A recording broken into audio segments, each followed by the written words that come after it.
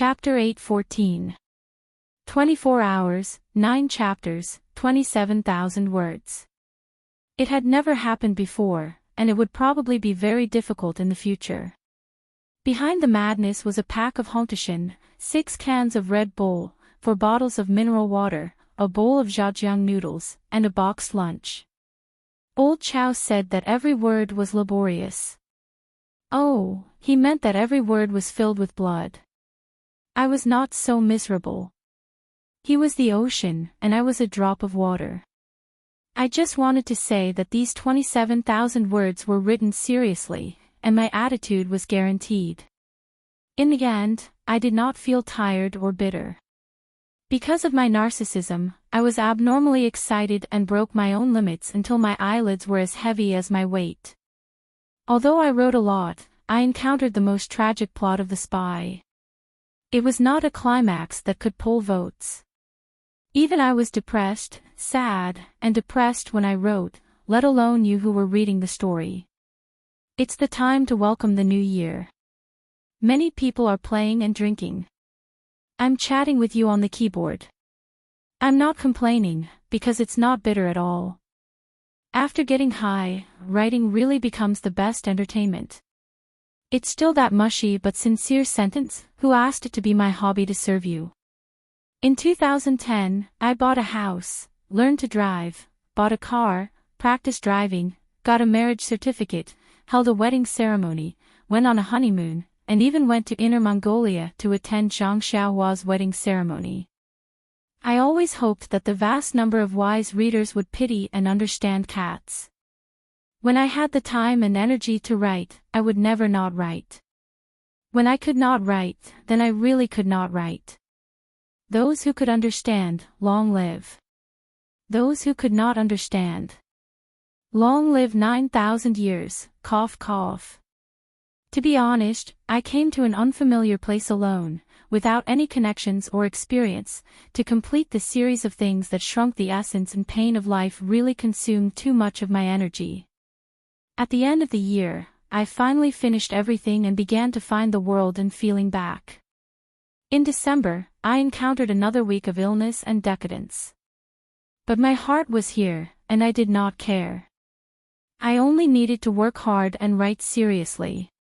In the end, 8 consecutive days of 3 chapters, and 1 day of 4 chapters, was the most enjoyable and longest process I had ever done since I started writing in 2003.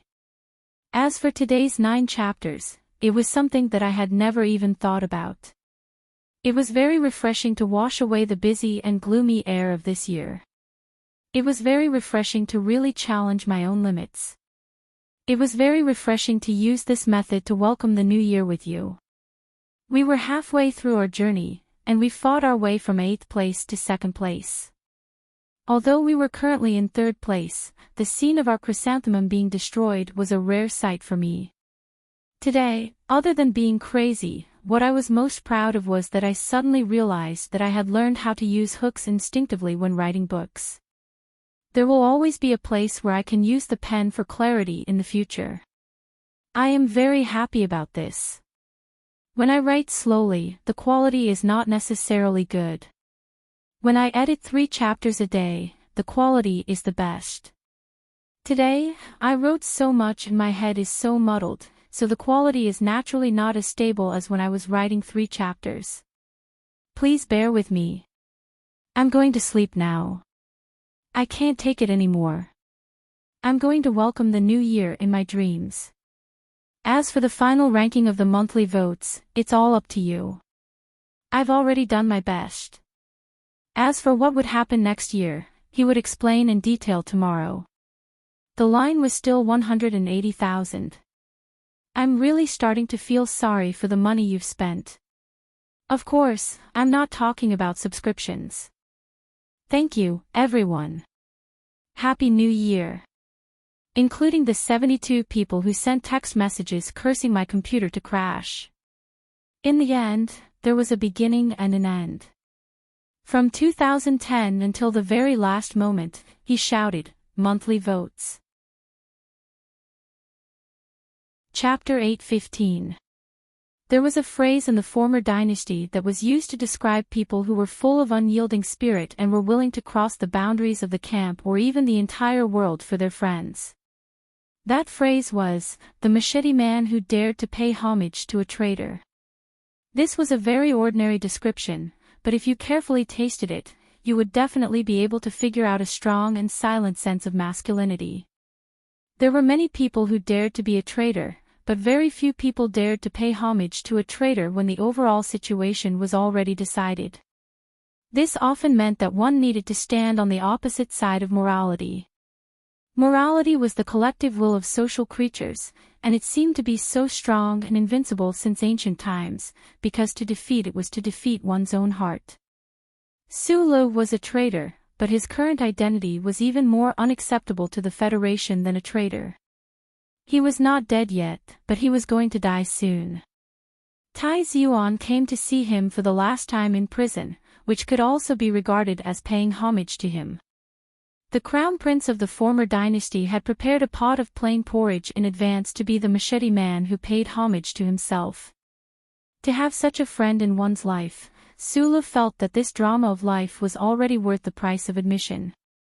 As the saying goes, a handshake in the midst of thousands of people will make my sleeves fragrant for 10 years. A bowl of porridge will be cold to the world. How warm will my chest and abdomen be?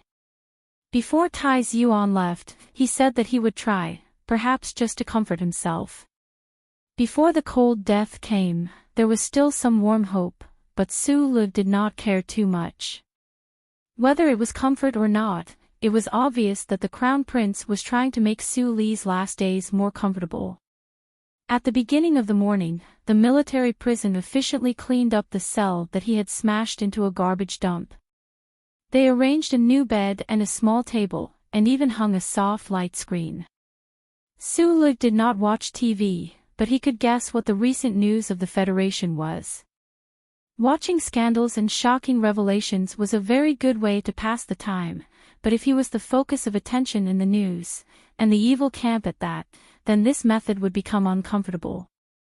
He rubbed his slightly swollen eyebrows and laid down on the bed, pulling the snow-white blanket over his head. From before the catastrophe to after the catastrophe, from the Federation to the Empire, from the naughty children to the elderly who were about to die, the warm and dark bed had always been the last safe territory that human beings trusted the most. After people were injured or heartbroken, they would crawl into their own bed and block the light from the outside world. This last territory could be easily unified. People could greet His Majesty's pregnant mother under the quilt without worrying about the sharp ears of the intelligence officers. They could do many things that were not allowed by law, and they did not have to worry about the light of the charter breaking through the privacy regulations. In the darkness, Su Li's fingers quietly stretched to the side of the wall. Last night, the crazy smashing to vent his frustration had caused many cracks to appear on the seemingly solid prison walls. He remembered very clearly that there was a standard distribution box in one of the cracks in the cement. His fingers touched a slightly hard feeling. He closed his eyes and pressed hard with his fingertips. The hard material of the distribution box slowly and silently cracked under the magical power spurting out from his fingertips, revealing the complicated wiring troughs inside. As an excellent mechanic, Sulu did not even need to look at it. He only needed to stop his finger for a moment to accurately distinguish whether it was a data cable or an energy cable. He also knew what material the cable was made of. There was no way he would get it wrong. His fingertips moved slightly, and the not-so-sharp fingertips easily cut open the outer layer of the data cable. The hard rubber on the cable slowly and silently cracked open like a fatty who had his stomach cut open, exposing the chromium alloy core wire. The rubber curled up and separated on both sides, really like the hard but extremely thin skin of a fish. In the dark world, he closed his eyes and very precisely controlled the burning power that was generated behind his waist. It slowly passed through his shoulders and upper arms, penetrated his fingertips, and entered the exposed data cable. Using the bioelectricity in the human nerves or the Jinqi that was similar to pulse waves to communicate with the machine, and even enter the other's processing structure to control the operation of the machine sounded so ridiculous and lacking in possibility, and there was no reason at all. All the science fiction novels in the Federation had never imagined a story with a similar theme, because the science fiction writers had never come into contact with or even heard of the ability in Su Li's body. Last year, when the Nutshell Engineering Department was conducting experiments in the Westwood Sunset State, Su Li had tried many times with the help of Zhou, but he had not made any effective progress. As for the level of being able to directly control the M52 military mecha with just a few charming fingers like Uncle back then, and making the black mecha feel like dying in the hills, it was even more unattainable. It was the same today, but also not the same. Some things had vaguely changed. The high-speed flow of complex numbers in the data cable entered his mind between his fingers, triggering a strange reaction. It did not form a clear image in his conscious mind, only a very strange and vague feeling. He could not pinpoint the specific reason, but he seemed to be able to see on the other end of the chaos. In addition to the central control, the data cable in the wall was also connected to the electronic safety valves of each cell. After an unknown amount of time, he turned over and lay flat on the bed, in a daze under the blanket. He did not know if the very vague feeling in his mind was an illusion caused by his collapse under the heavy pressure, or if his consciousness had really followed the data cable and felt the feedback of information in the distance. Humans were the first order of machines. Did this mean that the bioelectricity in the human body or that strange power could really become a language that machines could recognize? In the hot spring pool in Philadelphia, Li Pifu had once mentioned something about the Yadajanchi to him. When the old man was in his prime, he had volunteered to be a test subject for the Federal Academy of Science. Even so, the Academy of Science did not have a precise result, and there was no way to spread it to the entire Federation. However, the Academy of Science had basically confirmed that this kind of training method should be to extract some kind of residual power from the human body that had been passed down since ancient times until it was activated into a specific kind of power. After thinking for a moment, Su Li still could not figure it out, so he thought about it again. He silently held the data cable again, and continuously poured the burning power generated by the back of his waist into it. The more he walked, the more he did not cherish it. If the data cable was a highway bridge used by the prison to control each cell and facility, then what he was doing now was using this highway bridge to test the reaction of the prison. At this time, Su Li was not clear about his control of the power in his body. He had obtained a rare opportunity to improve. It was like the transition of electrons in a crystal ore. There was no qualitative difference in the rotation pattern, but once it was activated, the time required for the release process could be sharply reduced. Being calm in the face of a major event was a realm that very few people could reach. The pressure and crisis of a tense time could often cause creatures to instinctively break through their own limits. There were great terrors between life and death, but there were also great opportunities. In the past, when Su Li encountered major events or even life and death, he could be calm as usual because he believed that as long as he lived a great life, even if he died a glorious death, there would be no regrets. The so-called terrors were just normal. However, the difference between today and the past was too big.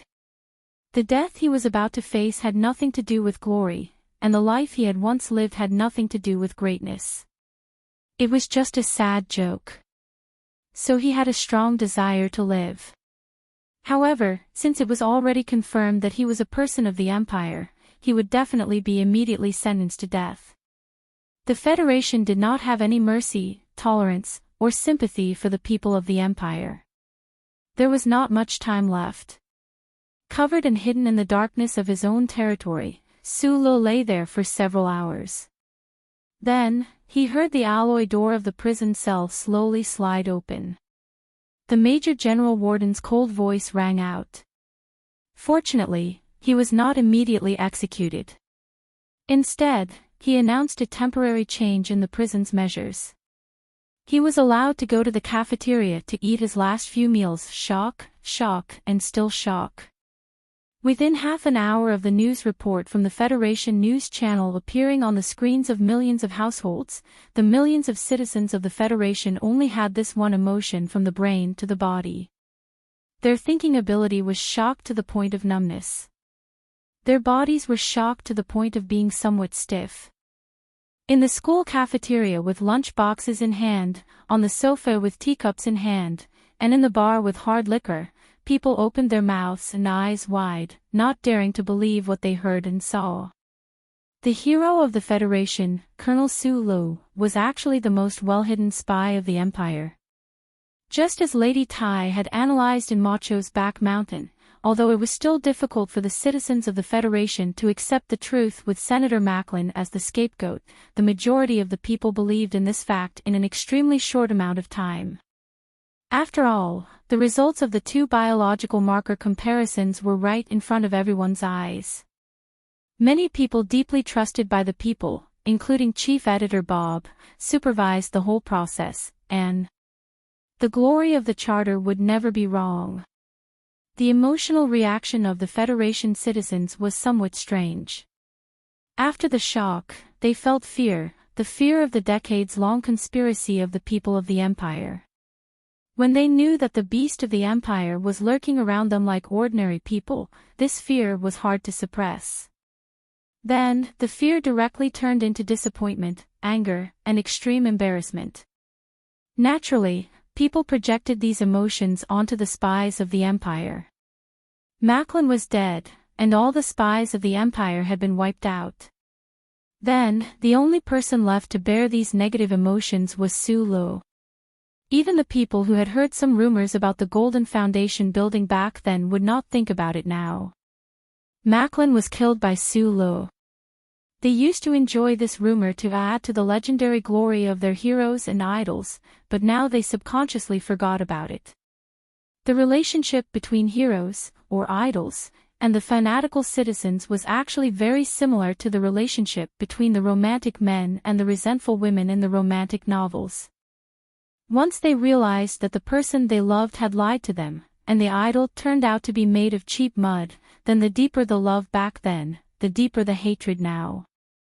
The greater the hope back then, the greater the disappointment now, and the more ashamed they felt. Countless young male students went to the food stalls outside the school resentfully and drank until they were drunk. Then, they angrily smashed all the wine glasses and cursed the shamelessness and despicable of Sulu from the Empire. Thinking of how they stupidly put on black masks a few months ago and marched on the street with their classmates to denounce the Federation government for Sulu, they felt extremely ashamed and cursed even louder. Countless young women sulked at home for no reason, criticized their mother's food, and sarcastically mocked the poor taste of the female military stars on TV. When they gathered with their friends, they raised their orchid fingers and mocked that they had long known that Colonel Sulu was not a good person. His small eyes looked so shifty that they had completely forgotten that the word they used to describe his small eyes was charming. They also forgot that the encrypted electronic diary in the drawer had written down their teenage fantasies and the name of a certain hero. When the hero landed on the ground, other than turning the blurry face into a clear and ugly one, it only stirred up a cloud of dust. Other than that, it did not cause any other movement. After the shocking appraisal in the Bureau of Proclamation building, the Federation government directly released Zhou Yu and Shang Qiu. As for what kind of deep-seated reasons were hidden behind the scenes, or what kind of attitude Mr. President wanted to express to the various forces through this release, it would definitely cause many people to speculate and analyze, but the people involved were not interested in it at all. Shang Qiu directly returned to the Harbor City Industrial Park from the capital. She refused the proposal of the CEO of Nutshell to take a vacation, and ignored the rumors in the engineering department that she might be deprived of her independent technical director by the board of directors. She directly threw herself into the heavy work. Her subordinates and the staff of the engineering department all knew the reason for her recent disappearance. No one would talk about the news related to Sulu in front of her. They could only watch her work day and night and obviously lose weight. One day, the director of Nutshell's engineering department, Mr. Jose, finally could not stand it anymore and comforted her. Sometimes it's a good idea to lose yourself in work, but you have to take care of your health.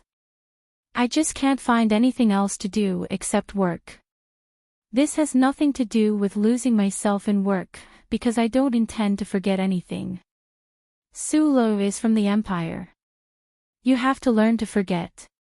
Shang Qiu inserted the pen lead into her black hair, took off her glasses, and calmly said to Mr. Jose, I'm an engineer. Whether it's a mecha or a washing machine, in my eyes, it's a combination of a pile of metal components and microchips. Similarly, whether it's from the Empire or the Federation, in my eyes, it's a combination of a pile of muscles, bones, skin, hair, and body fluids. There's no difference. In the manner. 10 slightly trembling fingers ran through her black hair. Nan Xiangmei withdrew her gaze from the TV screen, and her beautiful face was filled with sadness. He's from the Empire. How can he be from the Empire?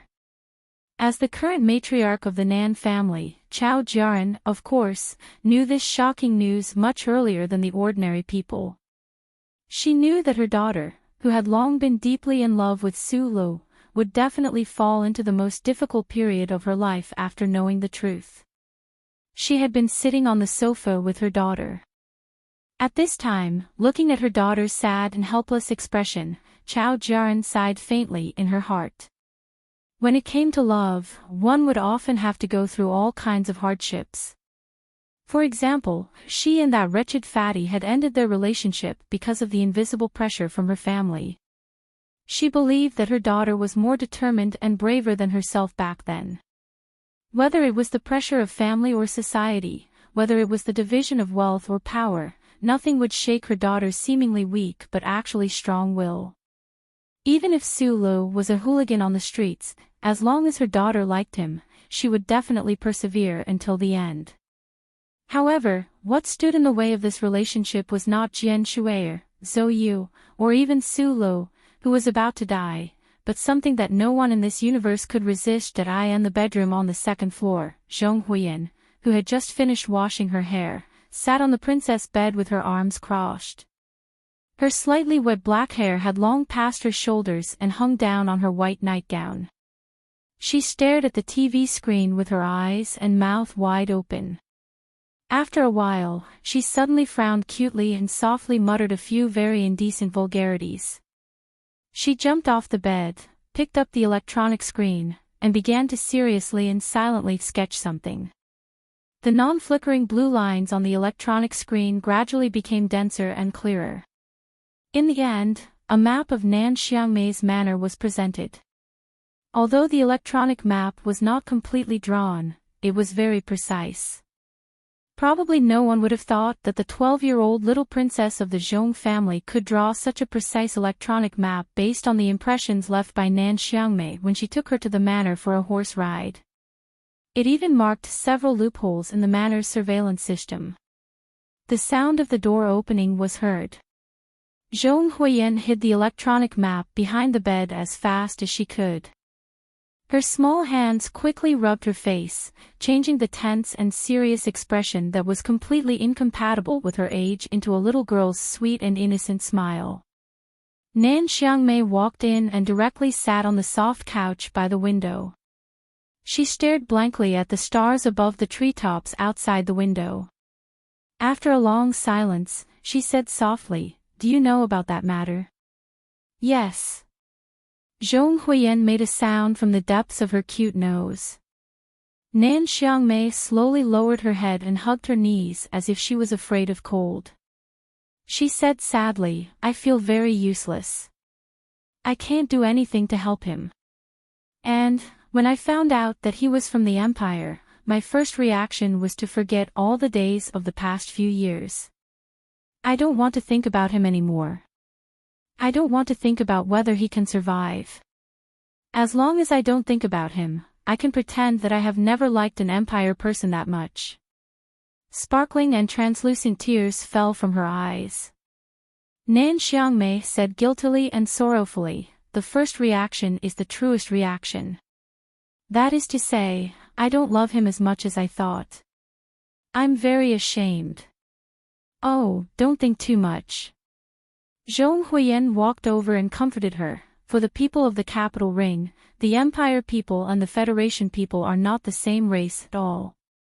They are a group of beasts. Therefore, if you fall in love with an Empire person, it is equivalent to having sex. Nan Xiangmei did not understand. She raised her head and looked at the little girl's face blankly. Sex is strictly forbidden even on the 18 forbidden forums. It is the most disgusting thing to do, just like those weird uncles who like girls like me. Zhong Huiyan patted her chest with a smile and said, of course, a natural good girl like you can't stand such a fierce thing. What a disgusting description. Nan Xiangmei recalled the scene in her mind. There was no blush on her face, only uncontrollable fear. She looked at Zhong Huiyan with a natural and relaxed expression and said with a trace of confusion and unwillingness, you just said the capital ring.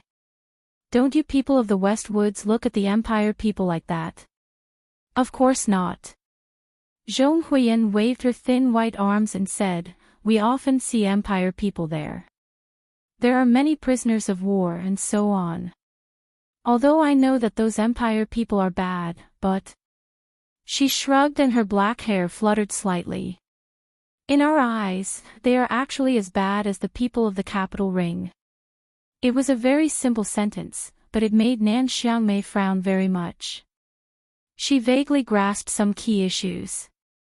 Zhong Huiyan noticed the change in Nan Xiangmei's mood. She coughed twice to interrupt Nan Xiangmei's thoughts and said with great sincerity and concern. You don't have to feel guilty. Think about how many of our compatriots have the Empire people killed. How many sisters have they raped? How can you fall in love with an Empire person? Sister Nan Xiangmei, forget these things. Su Lu is not the only man in the world. In the dead of night, Nan Xiangmei, who had experienced a strong mental shock, finally fell asleep. There was still a trace of tears in the corner of her eyes. Zhong Huiyan, on the other hand, opened her bright eyes and looked at the ceiling in a daze. Her heart was full of uncontrollable joy. You are actually from the Empire. That's good. Those women in the Federation who are infatuated with you will probably all run away. I will be the only one who dares to follow you. You are not the only man in the world, but I am the only girl by your side. Then, other than waiting for me to grow up and become a woman, what else can you do? The cute little girl tossed and turned in bed, unable to sleep. A satisfied and nervous smile appeared on her face from time to time. She was not worried about the safety of that person at all. Die? How is that possible? You are my omnipotent brother Su Lu, inside the villa in the West Mountain compound. After finally successfully calming down her mother's overly frightened heart, she kicked Zhou Liuhua onto the bed. Zhou Yu untied her hair and sat in front of the dressing table tiredly. She looked at her haggard face in the mirror. After a long period of silence, that familiar piercingly cold beauty once again returned to her eyes. She opened the drawer of the dressing table and looked at the little device that Shi Qinghai stuffed into her hand at the charter square. She silently thought, if this thing can really avoid the glory of the charter, then the people who need it the most now are undoubtedly the people of the Empire. The problem is, you are a stupid and ignorant Empire person. Now that you are locked in that damn prison, what damn method can I think of to give you? This was the Qingqing military prison. During the previous dynasty, it was responsible for locking up dissidents. After the Republic, several heads of the 7 families were locked up here. Among the few presidents who were the toughest to deal with the 7 families, except for 2 who were assassinated, one of them was impeached during his term of office. He was serving time for a corruption case, and the location of his sentence was also here. After the most intense and bloody period of the struggle, the 7 families gradually withdrew from the stage and hid behind the scenes. They reached a compromise with the government, and the situation returned to harmony. Since then, this prison was mainly responsible for locking up the most vicious criminals of the Federation.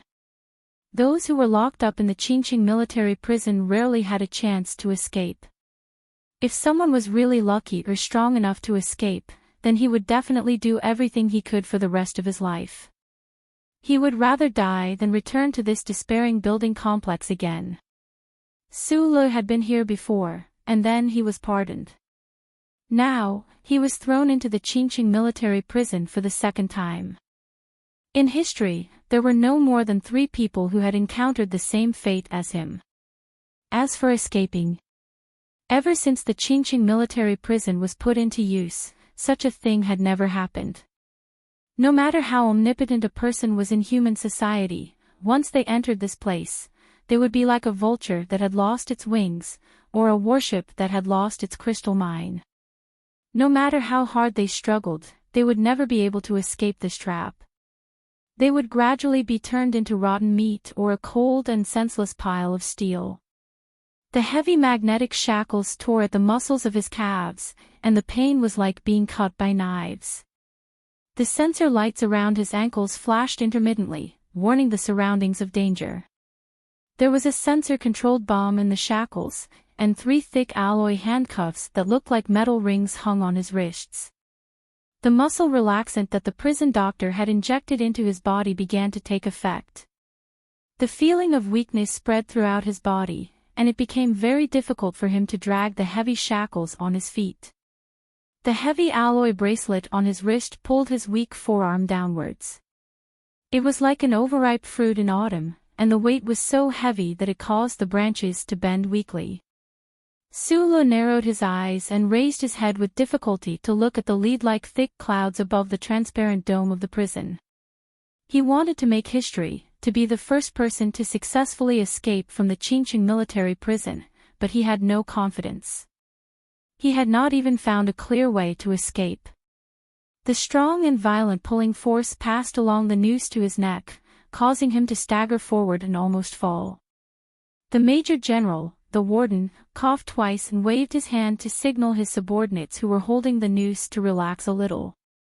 He said in a low voice, "It's already very difficult to get you to come out and eat. You'd better not think too much." Su Le nodded after a moment of silence. He walked along the magnetic passage to his own table. The crisp sound of metal colliding rang out. On the other side of the transparent wall, the felons who were eating silently looked at the man who was slowly walking past them. They saw his cut short hair pointing to the sky like wild grass, and his beard stubbornly growing roots like a field that had been burned. They all subconsciously put down the cutlery in their hands. For these unforgivable felons of the Federation, this scene was like déjà vu. To be more precise, it was just a boring repetition of the scene from 5 years ago. However, the interval between this repetition was too long. It was more interesting than their daily repetition. It was so long that some of them took some time to remember who he was. "Colonel Su Lu, welcome back." One of the felons stood up and shouted at the guy who was struggling to walk on the other side of the transparent wall. Then, 2 electric arcs hit his body. The military guards walked forward with heavy faces, pulled out the batons at their waists, and began to beat him heavily without mercy. Hearing the sound of hard objects hitting people, Su Le turned around and looked. Looking at the felon who was twitching in pain on the ground with blood flowing out of the corner of his mouth, he remembered that when he was transferred to Qingqing military prison 5 years ago, it was this person who first smiled at him. In the end, because of this smile, he was locked up in the dark prison for 3 days. He didn't expect that this guy would still be so tough 5 years later. It was probably because the prisoners in this prison, other than challenging the authority of the prison, couldn't find anything else to do to pass the long life that made people want to die but couldn't bear to throw it away. Su Le smiled and waved at the felons of the Federation on the other side of the transparent wall. The speed of his arm waving was very slow, but in the eyes of the Major General behind him, it was as if he saw the slow-moving arm trying to throw something into the ashes to ignite the flame that seemed cold but had fierce energy. The food in the prison was not bad. Although it was not as good as the food in the front line, the nutrition was guaranteed. The main dish was potatoes with egg white meat, vegetables, salted cucumbers, and an orange. It only took Sulu a short time to finish the food in front of him with the numbered utensils in his hands. But today, he ate very slowly and chewed very carefully, as if he was chewing all the energy contained in each grain of rice and each piece of potato into nutrients that he could absorb and then store them in his body. He ate slowly and thought casually. Accepting the fact that he was a citizen of the Empire, forgetting the feeling of identity tearing brought by the education in the Federation, and not having the painful struggle of literature and art forever, was a very simple thing to do. However, when the incident happened to a specific individual, it would become more complicated. For example, he had to face the fact that in terms of blood relationship, Macklin and County King Carleton were both his close relatives, and even his close uncles, but they were both killed by him. Would this situation be brought to the court of morality? Sulu put the last piece of potato into his mouth and chewed carefully and even delicately. As his chewing muscles stretched, a mocking smile appeared on his face. No one could judge himself in the court of morality. The problem now had nothing to do with morality. It was only about life and death, and he did not want to die. It was as simple as that.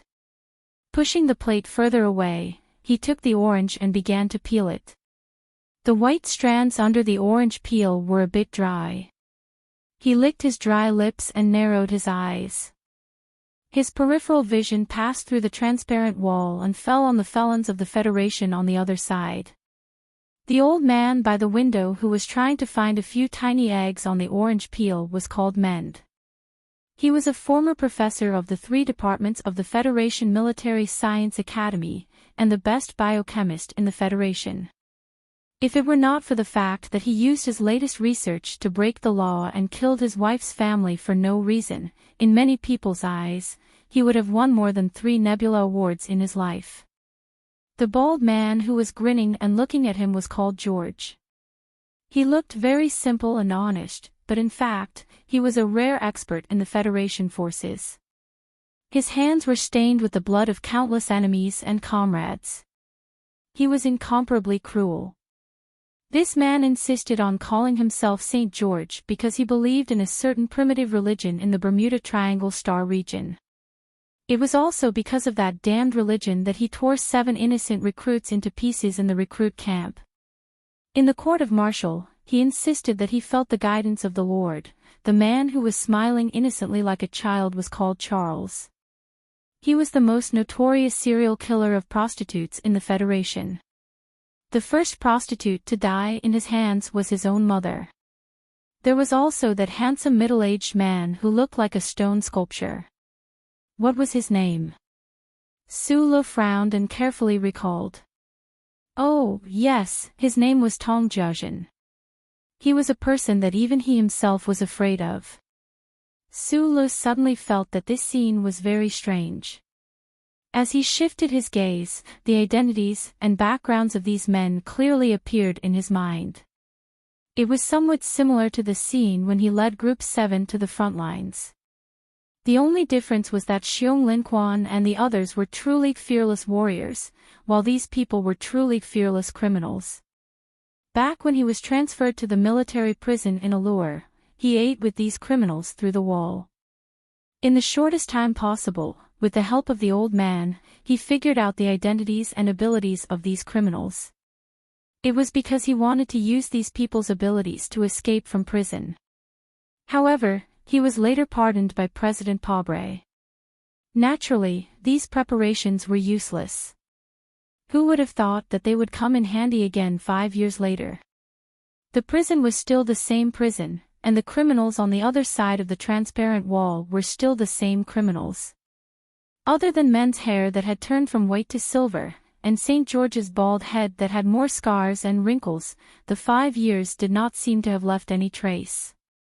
Then he noticed that an old voice was missing from the other side of the transparent wall. He narrowed his eyes and stared at the orange in his hand in silence. The owner of the old voice used to be the spiritual leader of the prisoners in this military prison. His identity was very mysterious. Even the old man couldn't find a more accurate file except for a citizen number. If someone could sort out the story of this person, it would be a real legend. But now, he had disappeared in this prison without a trace. It seemed that no one could truly defeat time. War godly Pifu could not, and neither could the unknown old man in the prison. Then, could anyone defeat this prison? His fingers sank into the soft peel of the orange. Sulu frowned and thought for a long time in silence. Suddenly, he put the orange back on the plate and struggled to stand up with the help of the table. He looked at the other side of the transparent wall. As if sensing his gaze, the notorious or guilty prisoners on the other side of the transparent wall collectively raised their heads and looked back at him. Their eyes were either complicated or amused. The guards in the military prison, especially the special forces responsible for guarding Sulu, suddenly became nervous. Orders rang out in the communication system. More than a dozen guards walked towards Sulu, trying to stop him from doing what he was going to do. Sulu did nothing. He just looked at the prisoners on the other side of the transparent wall, raised the shackles in his hands high, and said, "Live a lowly life, or die a happy death." There was a deathly stillness in the prison. The cold autumn sun suddenly penetrated the thick dark clouds, passed through the transparent dome, and shone on his body. A prisoner on the other side of the wall shouted, "Not enough reason." The baton and electric current attacked his body. Before he fell, he shouted to the criminals on the other side of the transparent wall, "Because I want to live." Chapter 8:16. The entire world was shocked. Then, before the psychological impact caused by this matter, not a single federal citizen would be in a good mood. Only the federal government would be able to shake off the previous stormy environment in an instant and come to the blazing warmth of the sun. The official residents that held the initiative did not use this opportunity to launch an attack on the hostile forces of the capital ring. Instead, by releasing Shang Qiu and Zhou Yu, he vaguely expressed his attitude to all parties. During the war with the Empire, the Federation could allow internal disputes and even internal strife, but it was not allowed to cause a full-scale conflict. This was the great reconciliation technique that Mr. President was best at. He was used to doing it beautifully, using his own concessions to exchange for more concessions from the other party. In fact, the seven families and the Federation government did not want a full-scale conflict. Since the bloody period of history, the Federation had been peaceful for too long. If a war suddenly broke out, whether it was the Federation government that had scruples or the families that had been at peace for a long time, it would be very difficult for them to fully mobilize their resources and mentally prepare in this short period of time. Today, in the picturesque manor behind Macho Mountain, on the terrace where one could see the lake and mountains, an important conversation was taking place. Probably because people were on the terrace and did not need to open the door to see the mountains, this conversation was particularly direct. In just a few words, countless winds and clouds gathered.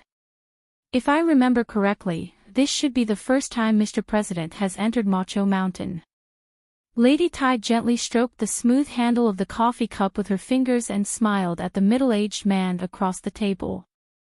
President Pobre's expression was calm. He raised his right arm and casually waved as he replied, "It is very convenient to come, but what identity do I have to come with? I have not figured out this identity before, so it is not convenient for me to visit Madam." Lady Tai's smile gradually disappeared. She clearly understood what the other party wanted to express. 5 years ago, in the Federation election, Macho Mountain chose to support Pobre, who was still a member of parliament at the time, and even accepted Pobre's harsh conditions because Macho Mountain thought highly of him. However, in the 5 years after he became president, Mr. Pobre had not taken a single step into Macho Mountain. Identity was indeed very important. Was he the president of the Federation or the president of the back mountain? Paubrey was unwilling to visit this picturesque landscape as someone who was supported, even if he was a collaborator. Until today, when the government he led finally had enough strength, or perhaps qualifications, to accept the invitation, as the president of the Federation. I can understand the ambition of a politician, even your dream of being re-elected 3 times. Lady Tai said in a slightly mocking tone, but I really didn't expect your ambition to be so far beyond that. You even want to overturn all of us old guys.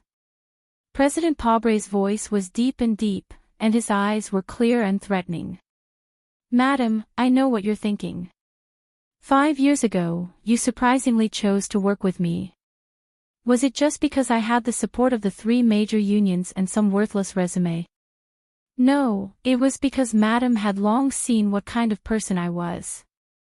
You knew that once I became the president of the Federation, would definitely have some intentions. I would want to leave behind something different in history. I don't deny that after the end of the next term, I want to change the election law and the Constitution and try to become the first president in the history of the Federation to be re-elected 3 times.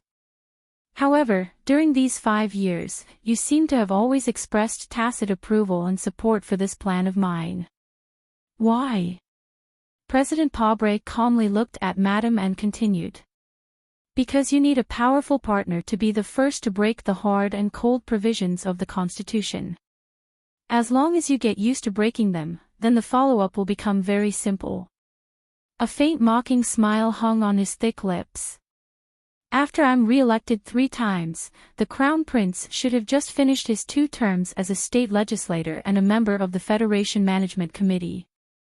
You definitely want him to become the youngest president in history. Then, since I, the former president, can be re-elected, why can't President Tai be re-elected?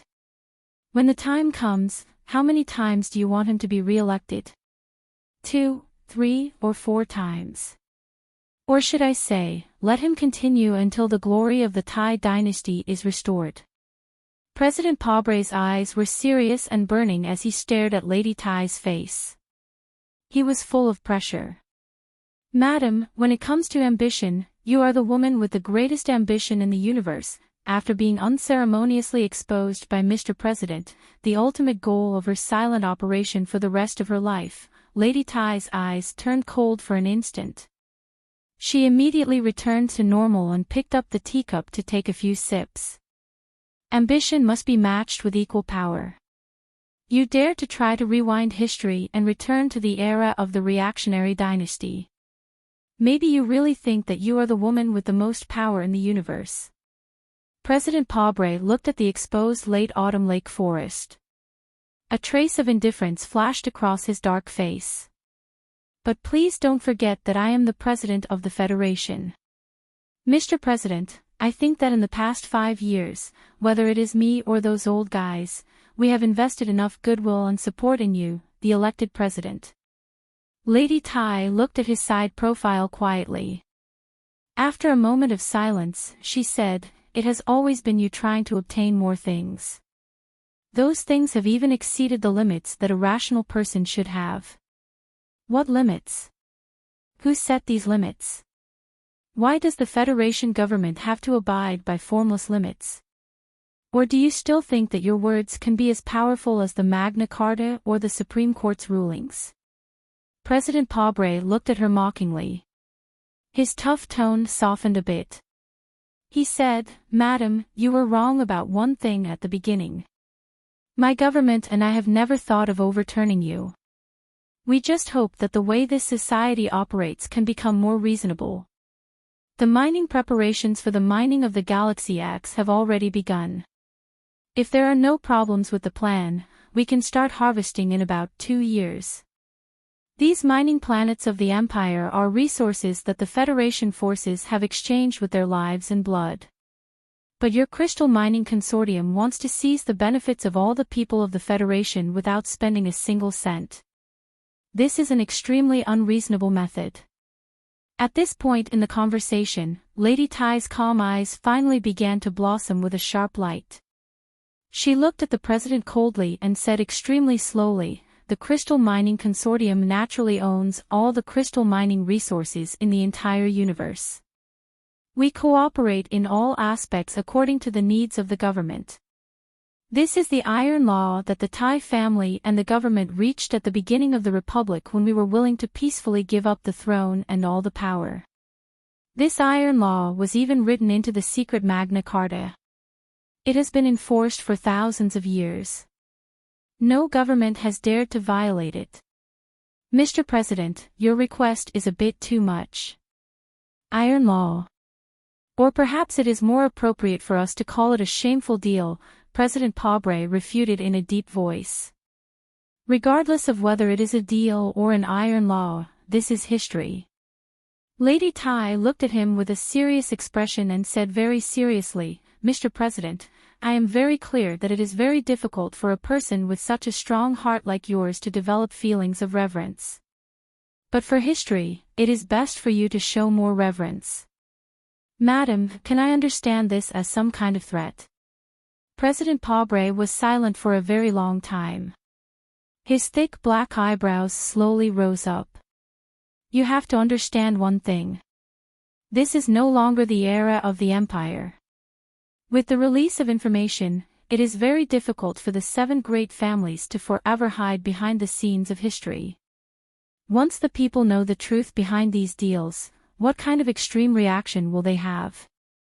Is this considered a threat that you and the government are issuing to me, Mr. President?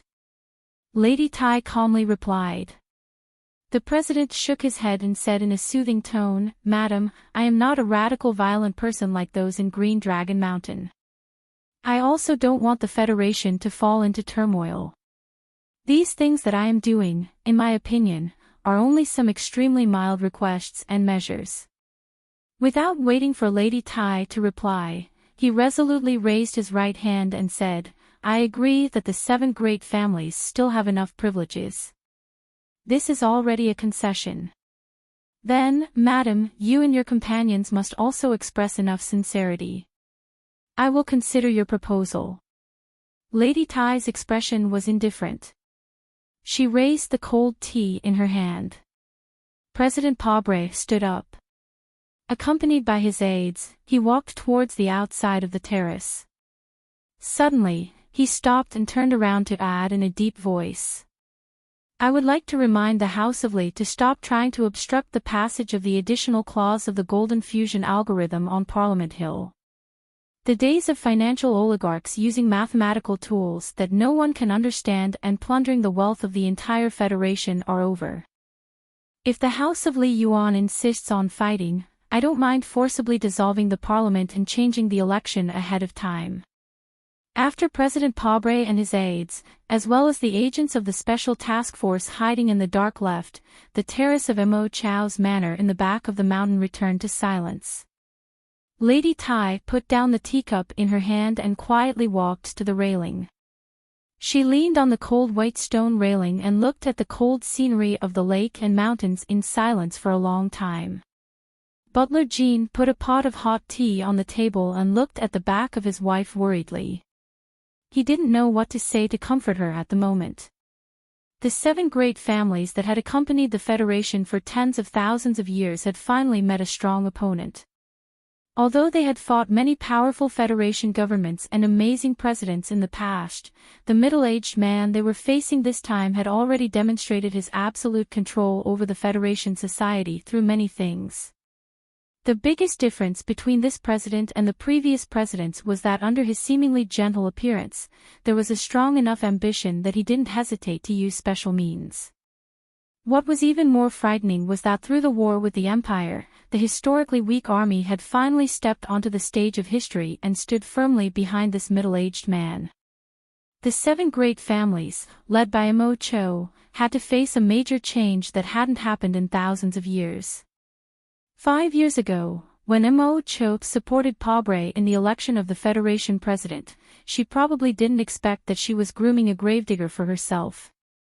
Secretary Shin looked at the presidential motorcade leaving the manor with a complicated expression. He quietly walked to the terrace and reported in a low voice, "There will be a 3rd reading of the relevant bill on Parliament Hill in the afternoon. That's what the Li family should be concerned about. Lady Tai didn't turn her head. Her voice was a bit bleak because of the cold autumn wind. Right now, I only care about how long Su Lo can live. According to the news from the official residence, Mr. President will sign the order by tonight at the latest. General Li Jiedu has been waiting in the official residence with the military court's death warrant.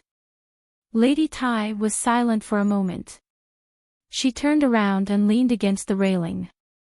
She looked at Shen Li and calmly said, "Inform our friends in the Supreme Court and ask them to help delay the time. In addition, the people in the official residence should also move. They should try to delay Su Li's execution as much as possible." Secretary Shen looked at her in surprise. He immediately raised a firm objection. "Madam, Colonel Su Lo has been determined to be a seat of the empire.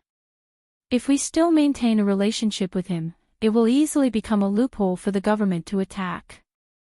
Also, it is impossible to rescue him from the military prison in Qingqing. Even if he escapes from the military prison in Qingqing, it will be meaningless to us. A person of the empire has zero value in the Federation. I don't expect Su Lo to survive, but if he can live for one more day, he can delay the attention of the official residence for one more day. We need time now."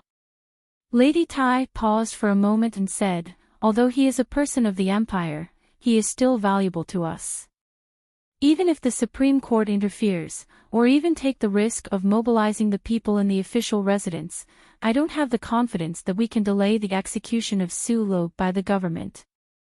After a moment of silence, Secretary Shen gave an honest answer.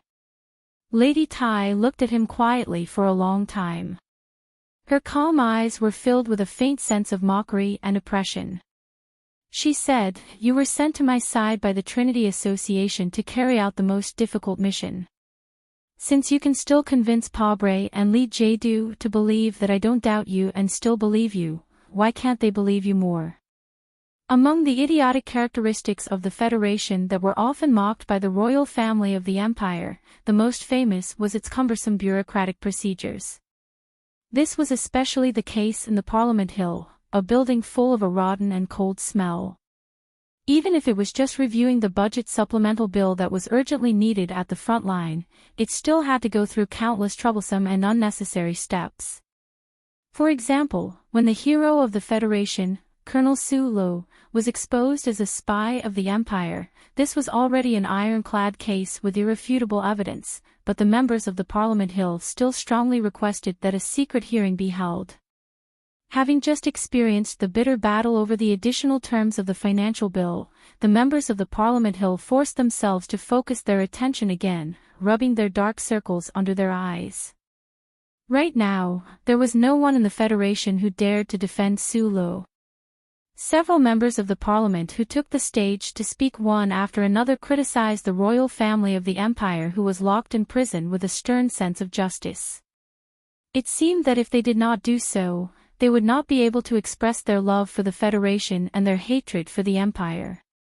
It was not known from which corner of the internet that the members of the parliament found the so-called evidence, but they actually brought out countless basins of smelly black water and splashed it on Su Lo without mercy. They did not even let go of the so-called rotten private life of that rock. When the commander of the Iron 7th Division, Du Shaoqing, responded to the request and reported the process of the pursuit of Su Lo to the members of the parliament, a member of the parliament below the stage seemed to be very wise and suggested a possibility.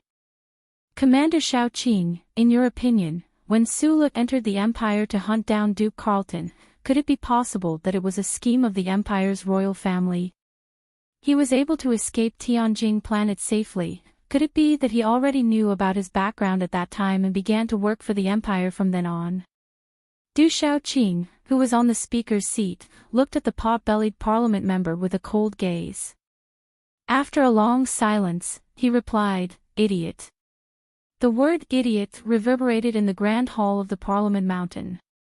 That parliament member was so angry that his face turned red and he almost had a heart attack. More members of the parliament started to discuss animatedly, feeling extremely angry. Du Shaoqing walked directly to the side hall, not even bothering to look at these parliament members. For a soldier like him, who valued discipline, to actually say the word idiot in a sacred place like the Parliament Mountain meant that the level of idiocy of these parliament members was beyond his imagination. They were completely unable to control their emotions. As a soldier of the Federation, I hate all men of the Empire, and that naturally includes Su Lo. He looked indifferently at Li Feng in front of him and said, "When I was about to kill him, you were the one who stopped me. You should have known what this meant at that time." "I understand," Li Feng replied after a moment of silence. Du Shaoqing calmly looked at the young colonel who was more than half a head taller than him and said, "My troops and I are about to head to the front line. You must take responsibility for this matter. If Su Lo survives, you owe me a life." Li Feng was silent once more, and then he said those two words again, "I understand. If anyone wants to save him, or if he dares to break out of prison, I will personally kill him." In fact, there were many things that Madman Li still did not understand. For example, how could that fellow who had once eaten and slept with him for many days be an innately evil and cruel citizen of the Empire? For example, why did his aunt show such a fierce attitude towards Su Lo despite knowing that he was a citizen of the Empire? After arriving at the Army Command Center from the Parliament Mountain, he stood at the end of the corridor with his hands behind his back. His posture was as straight as a silent wall, blocking all the officers who tried to enter the corridor. This was because in the office behind him, his aunt and his father were having a conversation that they did not want anyone to hear. You should know very well that if there's only one person left in the Federation who doesn't care if Su Lo is a citizen of the Empire, then it's definitely me. In the room, Jian Shuier took off the light-colored hood of her sports jacket and calmly spoke to her cousin behind the table. Her beautiful black hair flowed over her shoulders like flowing water, and the brightness in her eyes was like a lake in autumn. However, this lake contained too many complicated emotions, as well as persistence. Li Jiedu, who had just returned from the president's residence, looked at the black hair floating on the other side of the table. For some reason, he naturally thought of how this girl looked like today before she left Philadelphia for the capital and dyed her hair into that strange purple color. Her beautiful face that had been perfect since she was young was always filled with a sweet smile. She would follow his footsteps and hurriedly run along the lakeside, constantly calling out, "Brother Zidao, Brother Zidao, Brother Zidao." More than 10 years had passed, and he was no longer that wooden military instructor who had just gotten married in his middle age. That little girl who was like his own daughter had also become the national idol of the entire Federation. More importantly, like all girls who had grown up, their hearts had already left their own home, and some of them were reluctant to throw themselves into the arms of their loved ones. "Just because he's your fiancé." Li Jiedu slowly withdrew his gaze and looked at the documents on the table. He said softly, "Don't forget, Su Lo is my uncle's student, and also my father's favorite junior. I don't have any personal opinions about him, but he's a citizen of the Empire, so all these relationships will no longer exist. The feelings between you and him, or the private engagement, must also no longer exist." "I'm not talking about the engagement." Jian Shuier took a step forward. After a moment of silence, she said, "I don't care if he's a citizen of the Empire, because half of my blood is from the Empire." Hearing this, Li Jiedu's fingers that were holding the digital pen suddenly stiffened. He slowly raised his head and looked at his sister's face. He asked coldly, "Where did you hear this nonsense? This is the truth, right?" Jian Shuier didn't answer his question. Li Jiedu looked at her expressionlessly. After a long silence, he said, "My father said that your mother should be the daughter of the former master fan of the Empire. In other words, your maternal grandfather is my father's teacher. I don't think this needs special attention." "But he's still a citizen of the Empire," Jian Shuier said stubbornly. Li Jiedu slammed his palm on the table, breaking the digital pen into 3 pieces. He sternly reprimanded, "Don't forget that your surname is Lee. The blood of the Lees of Philadelphia flows in your body. Even my uncle respects his surname. You must protect the survival of this family, and not think about other things." The office was deathly silent. After a long time, Jian Shui slowly buttoned up her windbreaker and said softly, "I understand. But can you tell me how you guessed that he's a citizen of the Empire?" This question was on the minds of many people. Li Jiedu exposed Su Li's identity as a citizen of the Empire, which directly led to the sudden change of the situation in the Federation. The elders of the big families, who were watching the show with cold eyes, were caught unprepared by this storm. After the incident, they found that this was the most difficult point to understand in the big change of the situation. Even President Pabre and Director Cui Zedong of the Bureau of Proclamation didn't understand how Li Jiedu could find hope in the void and discover such a sharp move on the chaotic chessboard. However, out of respect and even awe of Li Jiedu, they didn't ask any more questions. After a moment of silence, Li Jiedu said, "Before my father died, he told me that my uncle is still alive.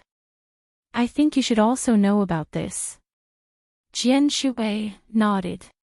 "What can this prove?" "My uncle didn't stop you from being with Su Lo, which overturned a certain guess of many people, including me," Li Jiedu calmly explained. "Su Lo is not his illegitimate son." "I never thought about this." Jian Shui lightly shrugged. "But I thought about it before, and I believe that the Emperor and the Princess of the Empire must have thought so too."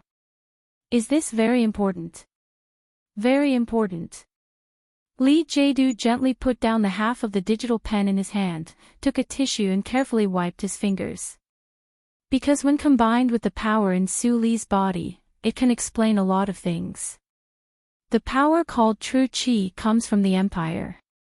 Even in the Empire itself, only the royal family of the Empire and the people of the Master Fan family can cultivate it. When the former Master Fan visited the Federation, among hundreds of millions of people, only the 2 of us were found to be able to cultivate this mysterious power. I didn't inherit this ability. Even Li Feng had to use medical and physical methods to activate this power. That's why I find it hard to believe that my uncle would wander to Donglin and casually find a genius young man who is suitable for cultivation in that shabby repair shop. The blood of the Lees of Philadelphia can cultivate true qi. This is already a small probability event, probably 1 in 100 million. My uncle so coincidentally found Su Lo, the probability is also 1 in 100 million. Li Jiedu looked at Jian Shui and calmly said, "According to the concept of mathematics, a small probability event has a possibility of existing, but when 2 small probability events are added together, the extremely small probability, we can equate it to 0. In other words, it is impossible for it to happen. There may be a repair shop in some corner of the universe, and there may be a genius student in the repair shop. But there must be an internal logical reason why he is such a genius. There are only 2 answers that can explain Su Li's power. Either he has the blood of the Li family in him, or he must be a member of the Empire's royal family." The office was silent again. After a long time, Jian Shui shook her head in confusion. She frowned and asked in disbelief, Could it be that you just based on these conjectures, you are sure that he is from the Empire?" "Conjecture is a good word to use." Li Jiedu replied with a smile, "I was indeed guessing, but in the end, the facts prove that I guessed right. If that is the case, it means that I have indirectly exposed his identity and sent him to his death." Jian Shui's expression was gloomy. She forced a smile and looked at her cousin behind the desk. She whispered, "Brother, although rumors say that my father is extremely cold-blooded and heartless and doesn't care about anything, I really want to know, since he is alive, are you worried about what he will do this time?" After saying this, she covered her face with the hood of her windbreaker and turned to leave.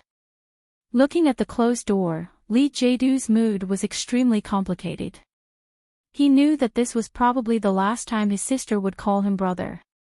He was naturally vigilant about his seemingly omnipotent and terrifying uncle, but his father had already left this world. Who dared to say that they could defeat the unknown strong man of the Lees of Philadelphia? There were still several important links about this whole matter that he had not completely figured out. His uncle should have known that Su Lu was a member of the Empire's royal family, so he chose to stay on the Baron Donglin mineral star. What was his intention? From some of the arrangements, it could be vaguely proved that his father should also have some inside information. But why did he ignore it and even try to let Su Lu take over?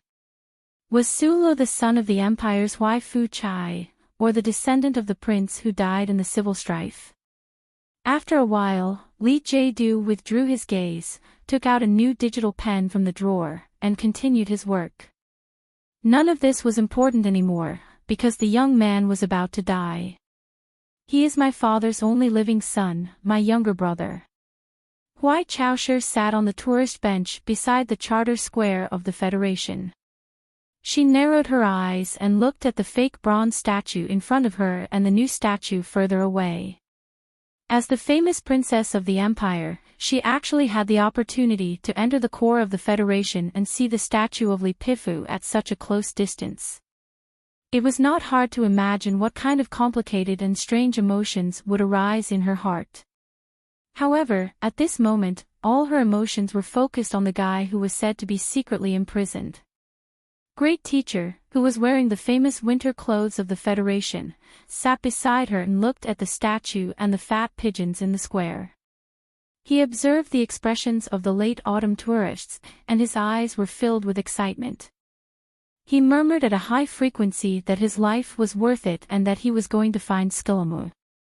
The two, disguised as ordinary members of the Empire's underground resistance organization, did not need to follow Mu En in the hypocritical conversation with the Federation government.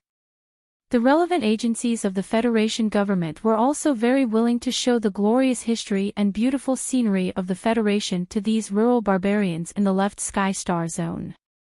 Of course, every member of the underground resistance organization's diplomatic mission was in a real-time status right now. Who knew how many undercover officers of the military intelligence department were hiding around them? Seeing the heavy expression on Hui Caoshir's face, Great Teacher Fan Yuguang suddenly pointed at a young Federation couple who was chasing each other among the fallen leaves and said with a smile, "It really can't be seen from the surface, but these human beings have a small chip behind their neck." It seems that the people of the Federation have really gotten used to living with a dog chain, just like how the people of the Empire have gotten used to living under the rule of the royal family. There is no essential difference. The wide characteristic of the hat covered the middle-aged man's handsome face that did not look like a normal person, making his voice a little hoarse. Then, he said with some embarrassment, "I'm sorry about that matter. I really did not expect that the relationship between you two would almost lead to a big mistake." Because they were deep in the capital of the Federation, they knew that every corner and even the air was filled with the radiance of the Charter of the Federation. Furthermore, the legendary omnipotent central computer of the Federation could obviously understand the language of the Empire, so the conversation on the bench was exceptionally simple and vague. However, Hui Chaoshi understood why this crazy uncle of hers was apologizing. When the battleship left the old moon base and was about to arrive at S1, he had already expressed a similar apology. For this crazy Great Teacher Fan who dared to kidnap the princess of the Empire in the name of love, peace, and literature, and tried to use aphrodisiac to make her and Su Lu fuse, such a deep and lasting apology was a rare emotion. It could also be imagined how terrifying that incident was. Even the crazy Great Teacher Fan felt that it was too fucking crazy. The Imperial family and the Great Teacher Fan Manor were without a doubt the two places in the universe that had the deepest understanding of the Hakone Jinchi, far above the Lees of Philadelphia. Therefore, when Su Lu was captured and brought to Tianjing, everyone from the Emperor to Hui Chaoshi and the Great Teacher thought that Su Lu was Nasri's illegitimate son without a second thought. It was only when the news of Su Lu and Jian Shui's marriage spread that the imperial family suddenly realized that they had made the biggest mistake of their life. The great teacher was embarrassed, ashamed, and afraid that he had tried to make a pair of siblings fall in love with each other to bring peace to the universe. Huai Chaoshi was frustrated that she had brushed past her only biological brother and seemed to have missed him just like that. A black mass of people walked out of the majestic Parliament Hill and walked down the stone steps. The Empire's underground resistance group had ended their visit to the Parliament Hill. Both parties exchanged opinions. Mr. Muan and the members praised the Federation's hospitality. At the same time, they expressed that they had been deeply influenced by the atmosphere of democracy and freedom today. In the future, they would definitely promote such a complete elected system in the Zhuotian galaxy. Huai Chaoshi and the great teacher stood up from the bench and walked towards the stone steps. Through the crowd, she noticed that Muan nodded subtly and guessed that the Federation had agreed to that request. Her eyes slowly narrowed as she thought to herself that there was finally a possibility. The fleet drove into the heavily guarded West Mountain compound. Mr. Muan, who purposely did not wear a leather coat, walked into the independent building with a solemn expression, followed by several of his entourage. This was an unplanned itinerary.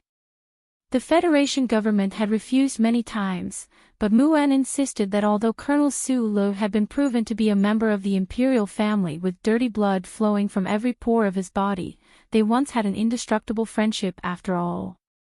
He hoped that the Federation government would respect the insistence of the Zhuotian galaxy men.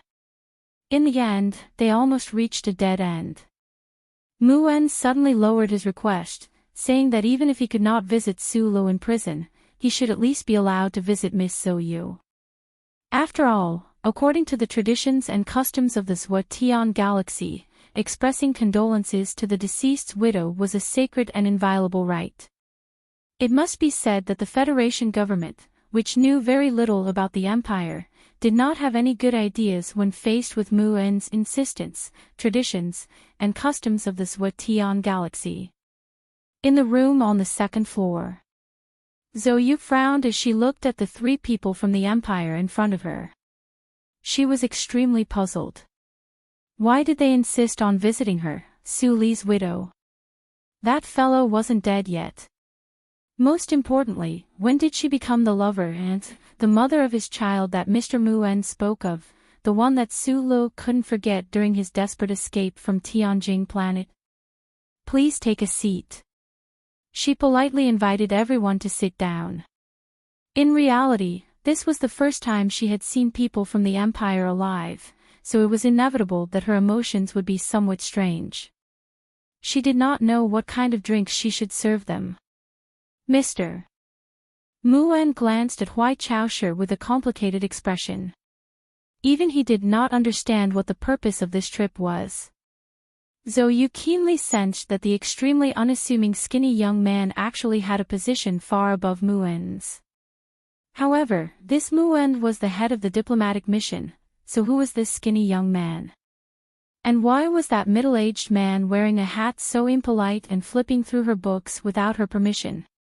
The great teacher beside the bookshelf turned around, took off his hat, and bowed to Zhou Yu with a smile. Then, he mouthed a silent sentence to Huai Chaoshi. This beautiful lady is actually not inferior to your sister who is stranded in Philadelphia. It seems that our crown prince really has good luck with women. Huai Chaoshi understood the great teacher's words. Expressionlessly, she reached into her bosom and took out a few pieces of paper. She placed them in front of Zhou Yu in an extremely secretive manner.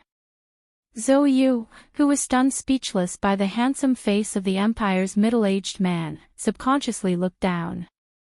Then, she was shocked by the few lines of Federation words written on the paper. She almost cried out in shock. 3 simple lines of words were written on the 3 pieces of paper. My name is Huai Chaoshi.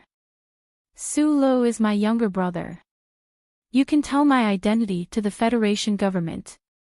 If not, then you can help me. Before and after the 40th chapter of Book 4, Starlight Fleeting Time, the great teacher with bare legs with love locked them in a secret room and drugged them with aphrodisiac. Then, Sulu mentioned Schiller's 8-part symphony. Now that I look back at the plot of The Secret Room, it should be more interesting. At that time, many of my friends were talking about pushing them down. In fact, if I recall the plot of the 8-part symphony, I might think of the relationship between the man and woman in the secret room. So, I definitely can't push it down. Otherwise, there will be a big mess. Chapter 8:17. Zhou moved her eyes away from the paper with great difficulty. She raised her head and looked at the ordinary thin young man who was close by. Her eyes, which were usually cold and proud, were completely occupied by an expression of disbelief. There was no need to repeat the background narration that the people of the Empire and the people of the Federation remembered deeply. It was enough for her to know who Huai Chaoshi was. His identity and the fact that he had shockingly appeared in the Federation was like a whole bucket of ice that was suddenly stuffed into her stomach in the middle of summer. It was not so easy to swallow. Therefore, there was only one word left in her stomach. Her brain instantly had 4 deep crosses. It was difficult for her to think. She was shocked, speechless, and could not come back to her senses. Most people would need a long time to digest such a shocking situation, but what Huai Chaoshi lacked the most right now was time. He had taken the risk to enter the West Mountain compound and admitted his identity to Zhou. There was no way for him to spend more time to persuade her. Therefore, looking at her expression, he frowned slightly in annoyance. However, Zhou was Zhou after all. She was not an ordinary person.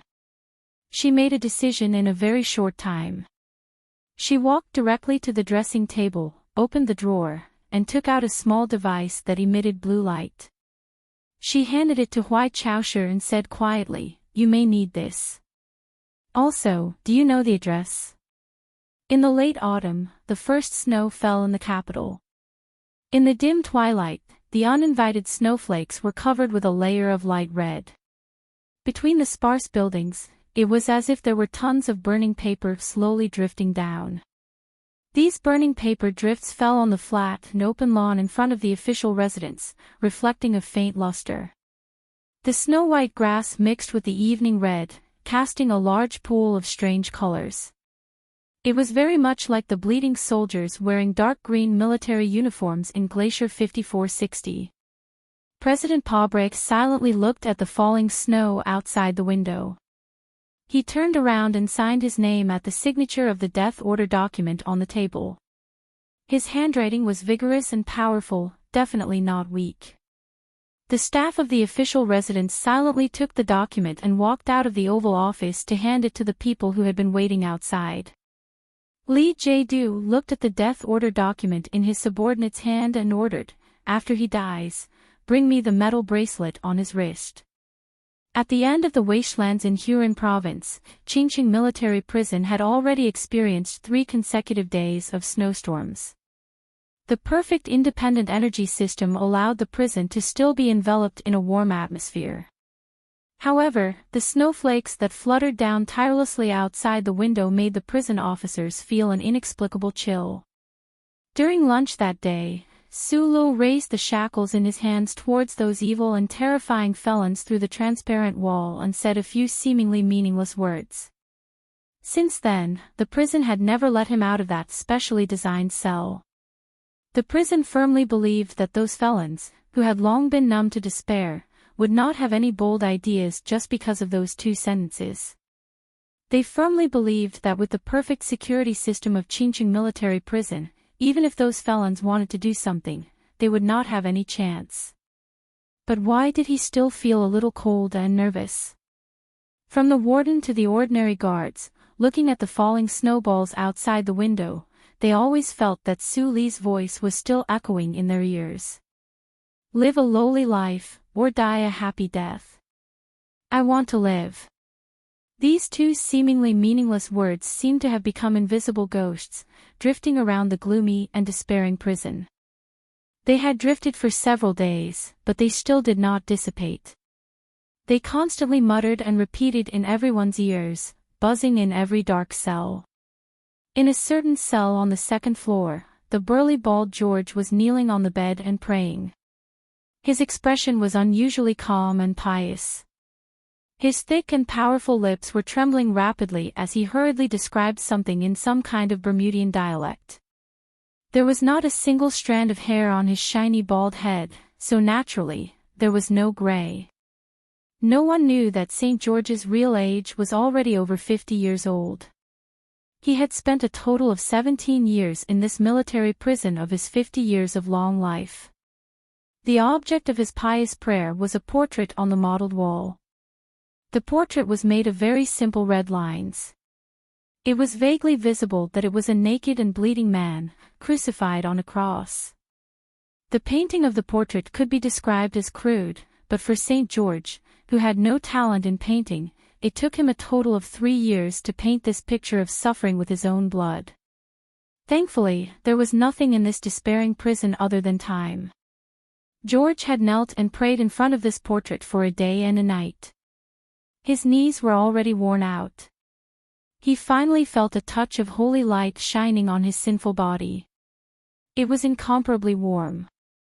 A fanatical expression gradually bloomed on his pious and horribly twisted face. Great Lord! He almost moaned as he prayed.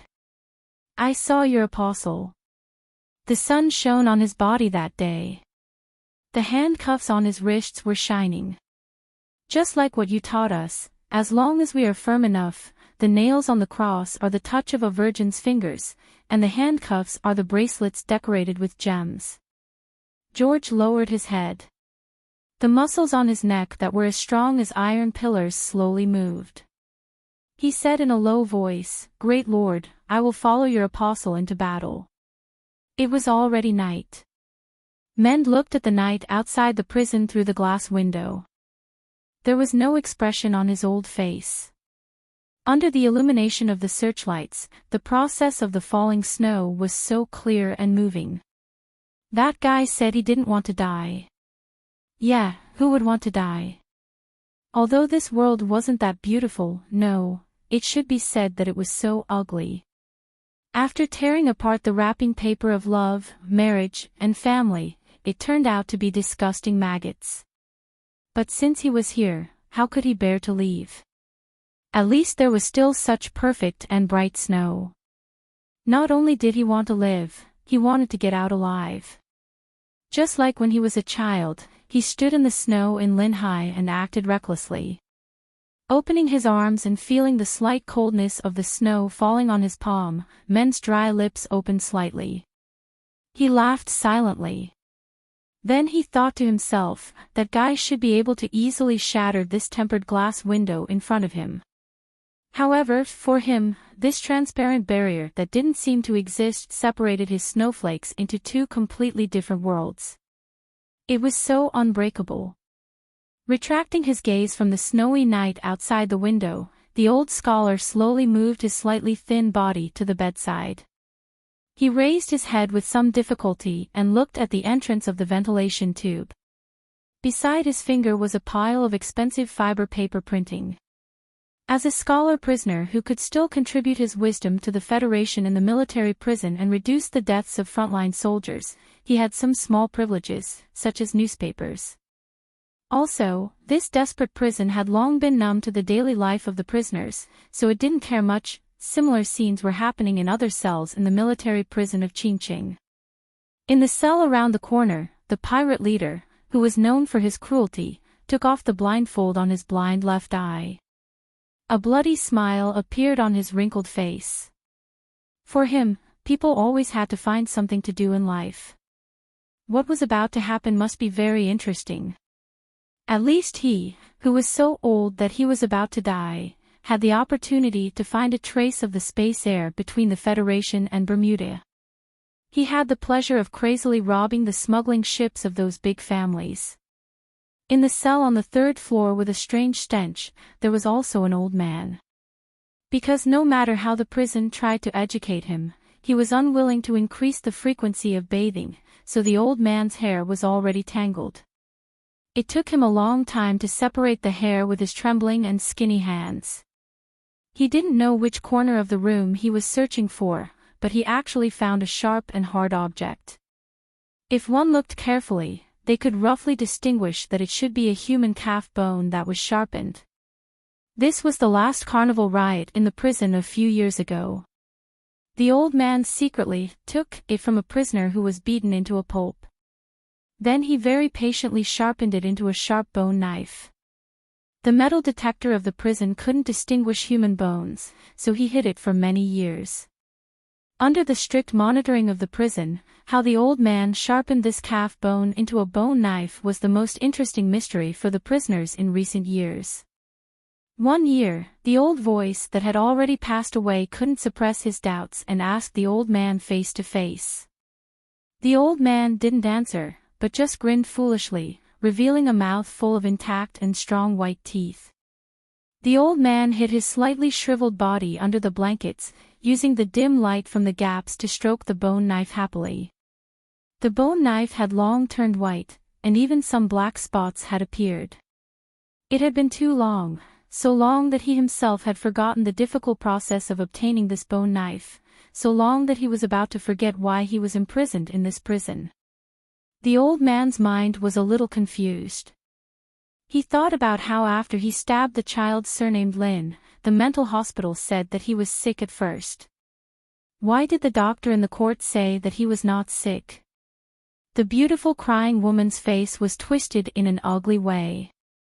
She screamed that she wouldn't let him die so easily and that he would regret it for the rest of his life. He only remembered that twisted face and the saliva that was full of perfume, but he really couldn't remember why all of this happened. "I'm not sick. I just want to stab people. I just like to stab people." The old man hid under the blanket and sobbed angrily. His fingers tightly gripped the yellowed bone knife, and then he began to smile. Some of them were evil in nature, some of them were violent in spirit, some of them had secrets and stories behind them, and some of them had no secrets and stories behind them. They were the most notorious felons of the Federation. They were locked up in this military prison. There were no visitors, no letters, no parole, and no execution. They repeated their days monotonously and terrifyingly, allowing time to wear away their violent looks, strong bodies, and ambitions bit by bit until they were old and numb from the inside out.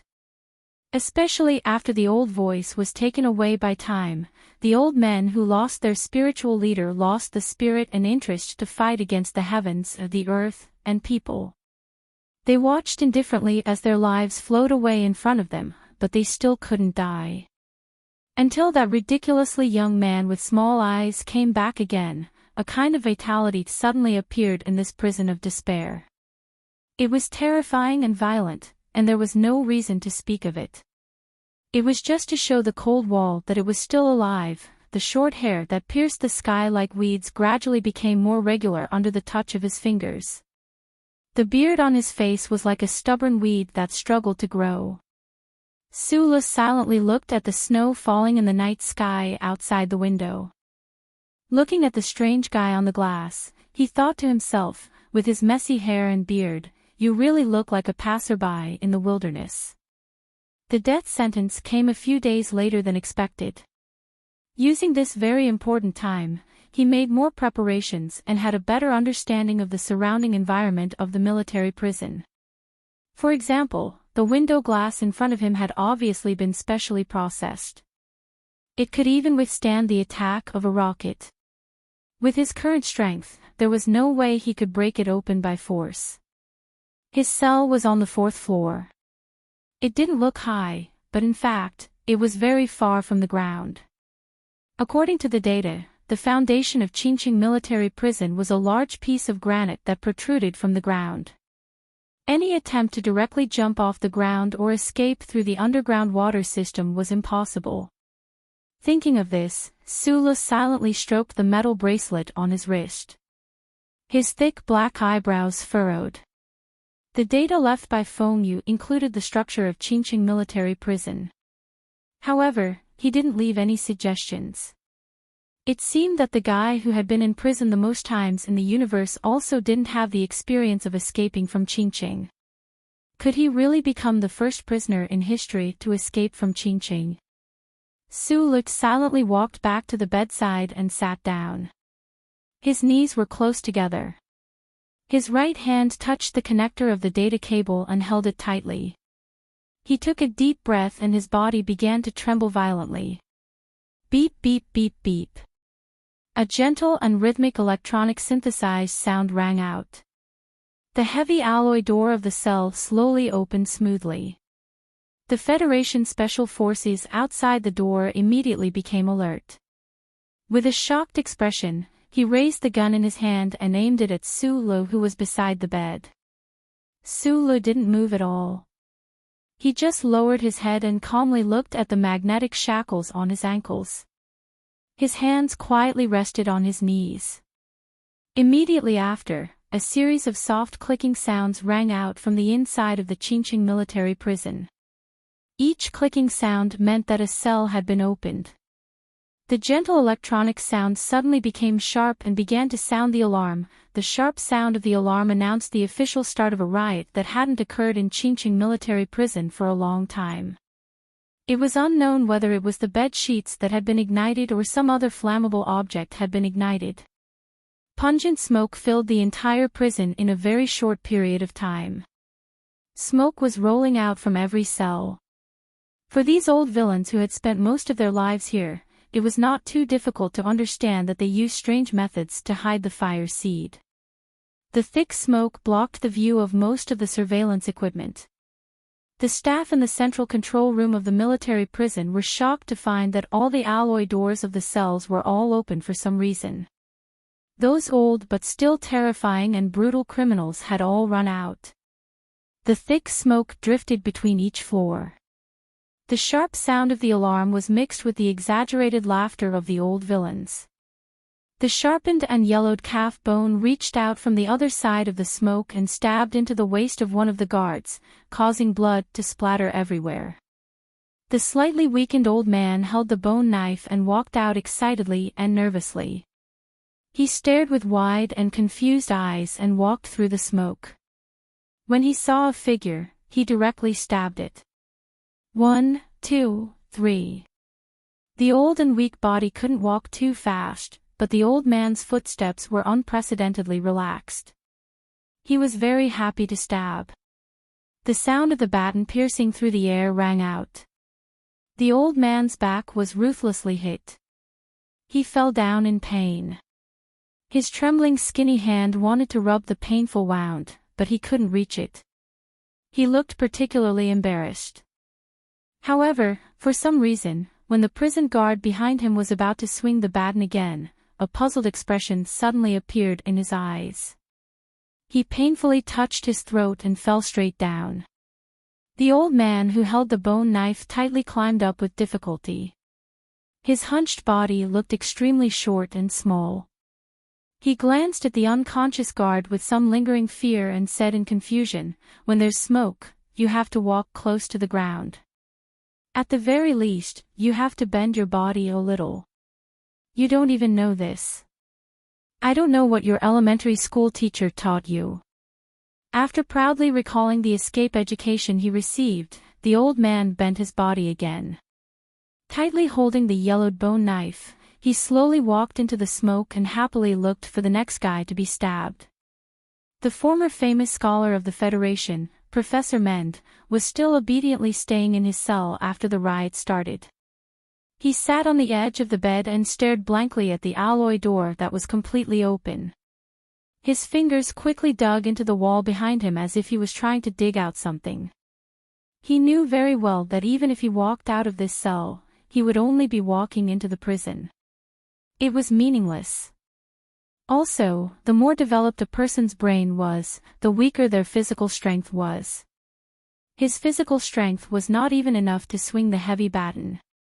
He didn't want to be stabbed or smashed into a meat patty by his crazy and violent companions in the smoke after he walked out of the cell. As one of the most intelligent brains in the Federation, Professor Mend's contribution to this riot was reflected in the burning newspaper in the ventilation pipe above his head at this moment. It was unknown what kind of biological agent he mixed in the newspaper, but after it was burned, it triggered a weak toxicity. The smoke was mixed with the smoke released by the burning sheets in the other cells, and it caused a lot of trouble for the prison. Of course, the fact that Professor Mend was able to turn the newspaper into poisonous smoke so obediently through the ventilation pipes meant that other than being an expert in biochemistry, the old man must have also excelled in aerodynamics back in the day. Extremely loud and ear-piercing laughter echoed in the smoke. An obvious reflection penetrated the dim environment.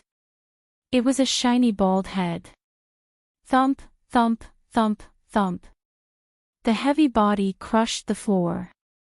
St. George, who was almost 2 meters tall, was covered in blood.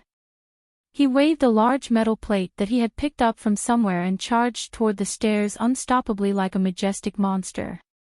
All the obstacles that dared to stand in the way of this devout and bloody disciple were all blown away, whether it was the hard door or the body of the guards. The ferocious momentum caused the smoke to quickly twist and twist. In the crackling sound, the hard batons broke in the middle. Then, along with the splinters of cement, they hit the wall and fell down, covering the bodies of several people. The bold George rushed to the 3rd floor. Shrill gunshots burst out from the other end of the smoke and outside of the cell on the 4th floor. They hit his chest accurately, and a few puffs of blood burst out.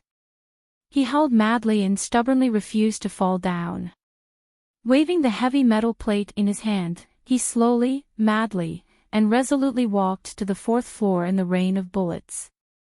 In the dim smoke, his shiny bald head and blood-red eyes were so obvious that it made people feel fear. The Small Eyes Special Forces on the 4th floor were responsible for guarding Sue Lee's cell. According to the authority granted by the superior, they coldly and calmly killed any prisoner who tried to approach the cell. The military prison in Qingqing had countless plans to deal with riots. Even with such a big scene today, the prison did not feel the slightest bit of panic. The central control room calmly issued orders. The fully armed soldiers were already on standby in the military garrison area and were about to enter the cell area. Once the prison troops entered the cell area, after confirming the situation on the 4th floor, they would begin to bloodily suppress this inexplicable riot. However, at this moment, the alloy passage door that connected the military garrison area and the prison area suddenly exploded violently. The huge explosion directly caused the edges of the alloy door to be deformed, and the precision lock was destroyed. The prison troops would not be able to enter the prison area for a short period of time. Goodbye, my dear blindfold. In the smoke, the old pirate leader squinted his blind eye. The blindfold that was no longer there and the fake eyeball was the last resort of this former big shot. He had not had a chance to use it in the past few decades. Today, it finally caused an explosion. The prison's detection system captured this scene. Since the induction machine gun suddenly sounded, after a very short click, the old pirate fell to the ground and could no longer get up. He stared at the alloy fence with his turbid eyes and looked at the anxious Federation soldiers on the other side of the fence. He coughed up blood and held back his arrogant laughter. The last resort that he had kept for decades, at least he heard a sound and caused some commotion. It was worth it to not follow his blind-eyed death. The smoke gradually entered, and the alarm was screaming. There were shouts, bangs, and incoherent gunshots everywhere in the prison. Sue Lu sat silently by the bed with both hands on his knees. The veins at the tip of his eyebrows occasionally appeared, then quietly returned to the slightly dark skin. There were 4 cold submachine guns at the door of the cell. No matter how crazy it was outside, the muzzles were always so stable. As long as he moved, they would not hesitate to pull the trigger. Because of Sulu, the 4th floor of the Qingqing military prison was closely guarded by the Small Eyes Special Forces. With the strong firepower, they suppressed all the malicious intentions of the prisoners. Only the half-crazy bald George was still carrying the heavy metal plate, roaring like a wild beast as he rushed upstairs. That strong and tall body of his was hit by countless bullets. Blood flowed freely, but he did not feel anything. The security system of the Qingqing military prison was completely independent of the Federation's network, but it had a very high-level responsibility. In a very short time, the automatic defense system of the cell area was activated. The backup ventilation system began to exchange air with high power outside the prison. The anesthetic shooting valve next to the dim light in the corner began to shoot intensively. The riot was still going on, but it was obvious that the Qingqing military prison had begun to gradually control the situation. Sulu, who was waiting for this opportunity, and this was the only opportunity to escape, still did not move. Suddenly, a pure white pillar of light descended from the sky, instantly illuminating the dark snowy night and the desolate wasteland. It tore apart and melted hundreds of millions of dancing snowflakes and blasted into the prison of despair.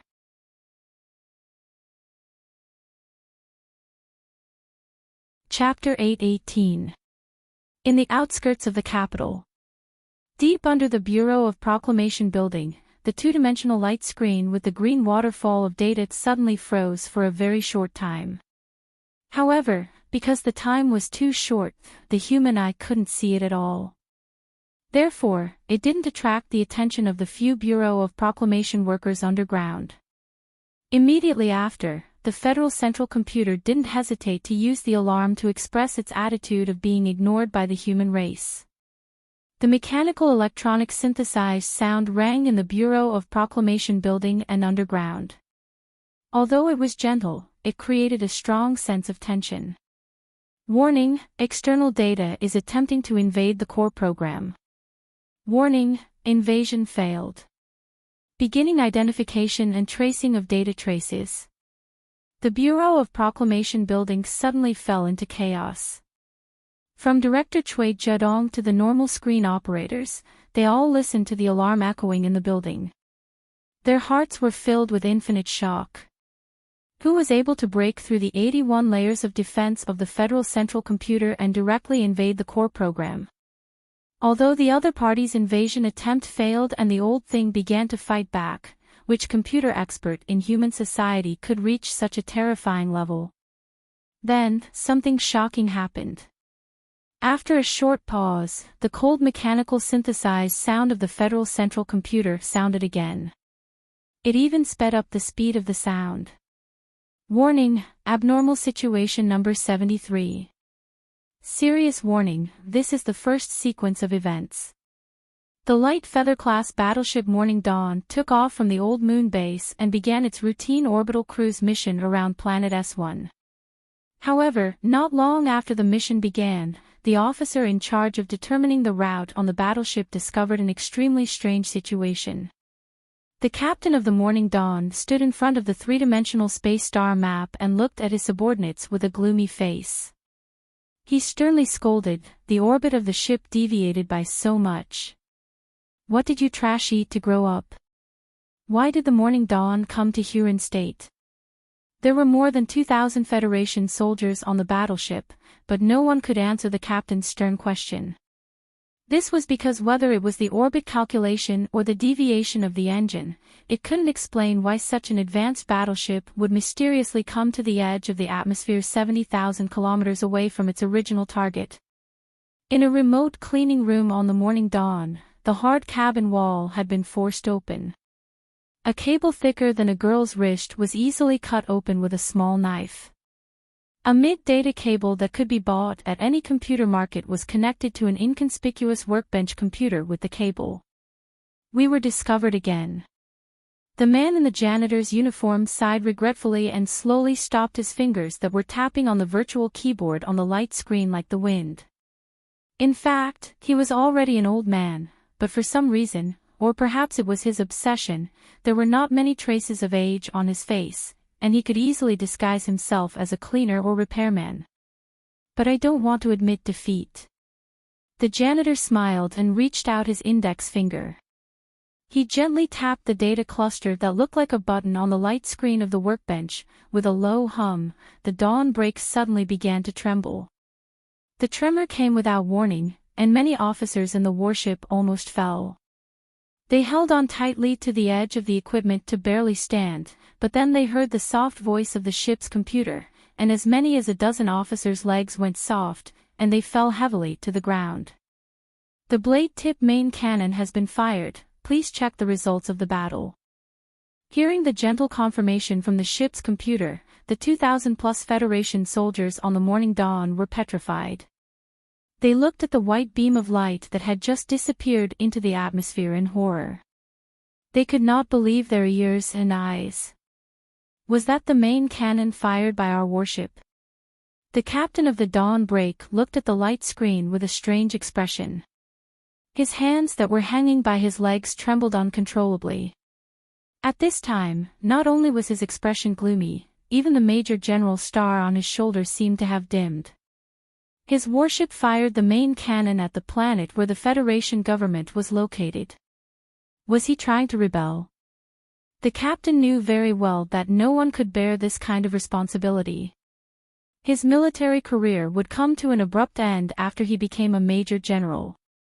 What he was truly afraid of was whether he would be charged with crimes against humanity and locked up in that terrifying military prison. While all the soldiers on the dawn break were in a state of confusion and fear, the man disguised as a janitor had quietly left his original area and quietly entered the escape pod of the warship. Before leaving, the man turned around and looked at the dark blue and gray planet outside the porthole. He smiled coldly, revealing 2 rows of ugly yellow and black rotten teeth in his mouth. On a certain planet in Bermuda, in a private space dock. Boss, the Linz laboratory has already given a verification report of the material we cut off last time.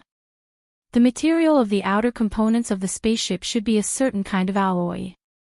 Whether it's hardness or ductility, it's the best known alloy, but they can't analyze all the elements and ratios in all the alloys.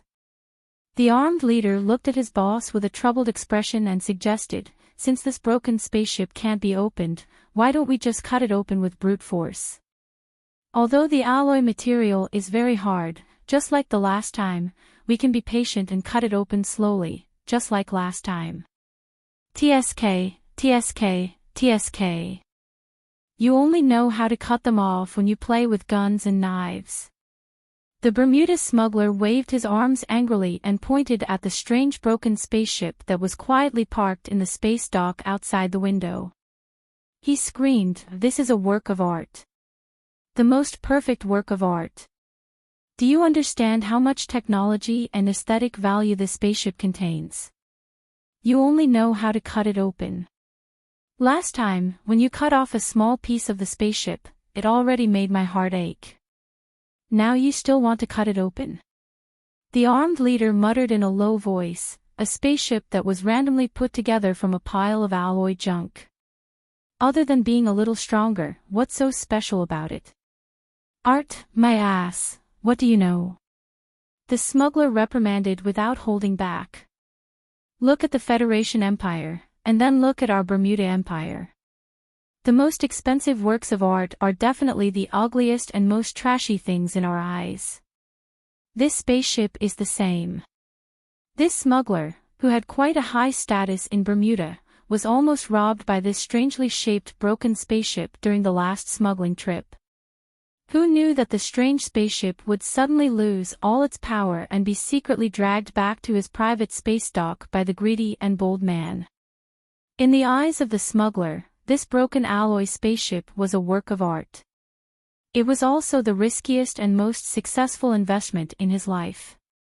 He would not allow anyone to try to harm this treasure with violence. It seems that there is only one way to open it in perfect condition. The smuggler looked at the quiet broken spaceship and said with emotion, "We can only wait for the people in the spaceship to open it themselves." The armed leader held his forehead and said helplessly, "How many days has it been? The spaceship has lost its power source, and the life support system has stopped working. The people inside must be completely dead. They have long become dried corpses. How can it open by itself? As soon as he finished speaking, the broken spaceship that had been quietly parked in the docks suddenly lit up. The engine at the back of the spaceship suddenly roared. The staff in the dock were shocked by this sudden change. The smuggler and the armed leader behind the office glass looked at each other in confusion, not knowing what to say. Intruder. Intruder. Activate immediately. Accompanied by a cold mechanical electronic alarm, the broken alloy spaceship roared out of the dock and rose into the air. More than a dozen extremely thick fixed chains were broken in succession. In the air about a few hundred meters above the ground, the spaceship flew at an almost crazy speed. This dilapidated spaceship did not look like a spaceship at all. It looked like a few hundred metal dumpsters that were randomly piled together. As it flew back and forth at high speeds, the metal dumpsters looked like they were dangling and trembling, as if they would fall off the spaceship at any moment. The broken metal spaceship suddenly swooped down from the sky and instantly reached the dock, completing a move that completely violated the design philosophy of human aircraft. It silently floated above the people's heads. The spaceship sounded again, but for some reason, the cold mechanical electronic voice gradually turned into a very human voice. One could even hear the fear and confusion of the owner of the voice. Who am I? Who am I? Who am I? The voice repeated the question 3 times in a row, and then suddenly became extremely angry. It roared at the people in the dock. I feel that I should be an omnipotent existence. Why is my body trapped in this cramped, dirty, mechanical, cold, and broken spaceship? Why? Did you do it? Adding so many negative comments to the spaceship that it was in so easily and continuously, it was obvious that the anger of the voice was very real. It's not me who did it. The smuggler was full of fear of the unknown. He replied with a trembling voice, his teeth chattering. When he thought that he might have offended the mummy empire that could develop such an advanced spaceship, he wanted to die immediately. The broken metal spaceship shouted angrily, "Tell me who I am first, or I'll kill you." The smuggler and the armed leader opened their mouths wide and pointed at each other with their fingers, anxiously trying to think of a name for each other. But in such a nervous and chaotic state of mind, how could they do it?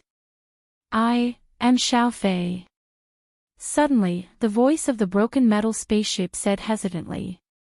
Then, the voice became clearer and clearer, more and more certain, and more happy. Yes, I am Xiao Fei. Phillips Fei. But why am I trapped in this pile of broken metal? Damn it. And it's castrated. There was no telling whether it was the second personality of the old guy after his schizophrenia or the rebirth of the remaining information left in the spaceship before his death. In short, a brand new life, Xiao Fei, was controlling the only spaceship that he could control, flying to the distant space zone of the Federation. The tri-winged spaceship was like a streak of light, cutting across the night sky of Bermuda. It was extremely beautiful. The smuggler behind the window wiped the sweat on his forehead with trembling hands and said to the armed leader who had a pale face next to him in a hoarse voice, "If he comes back to find the part that was cut off, I have to admit that it was you who did it." That beautiful pure white light beam pierced through the atmosphere and instantly melted countless snowflakes. It silently fell into the military prison. There was no explosion, no fire, only the high temperature formed by the terrifying destructive energy. In an instant, it left behind a black hole that went deep into the Earth's crust. The staff in the central control room of the prison got up trembling and walked forward. The metal floor not far away had been burned into a smooth curve, and the shape of liquid metal droplets could be seen at the edge. There was nothing in the middle. The computer rack, the central control computer on the rack, and the cup of coffee next to the computer case all turned into smoke and disappeared in an instant. Looking down, there was a large hole that pierced through several floors of the floor. It penetrated deeply through the hard granite of the base. Looking up, there was only a large black hole in the dome of the prison. The snowflakes that filled the sky were pouring in along with the cold wind, whistling and dancing in all directions. There was no explosion or fire, but the temperature in the prison suddenly rose, and the oxygen content in the air seemed to have a clear process of decreasing. Instinctively, both the old villains and the Special Forces soldiers on the fourth floor subconsciously looked in that direction. The beautiful beam of light that fell from the sky made the chaotic and crazy riot suddenly come to a halt. Sulu, who had been sitting silently on the bed, took advantage of this very short time to move. His body moved before he moved. His left hand grabbed the Special Forces soldier at the door from afar. His fingers made a crackling sound, and a strong chi gushed out from the cell. It was as if there was an invisible force, and it actually took the gun from the soldier's hand. The Special Forces soldier outside the prison cell turned around in shock, but he could only see the alloy door closing quickly. Sulu pulled the trigger and destroyed all the monitoring devices in the prison cell. Then he twisted his arms strangely to the back of his head with a calm face. The metal bracelet on his left wrist had already opened, and the sharp metal thorn inside it buzzed slightly and aimed at the back of his neck. In his heart, he provoked the cold computer that occupied the old man's body almost crazily. "I know you can see it. Try to kill me and see." Without any hesitation, he slightly tightened the muscles on his left wrist, and the metal thorn that protruded from the bracelet suddenly popped out, penetrated his skin and muscles at a high speed until it penetrated the cervical vertebra, and accurately entered the tiny chip deep in the bone graft. With a muffled groan, the severe pain instantly occupied Su Li's whole body. His face was paler than the snow outside the window, but he refused to faint. He quickly closed the bracelet, spat out a very thin metal wire from his mouth, and began to remove the 3 alloy handcuffs on his arms. He narrowed his eyes, steadily controlled the movements of his hands, and felt the resistance from the front end of the metal wire, and reconstructed the internal structure of the lock in his mind. With a click, the first handcuff was opened. Then, the second handcuff was also opened.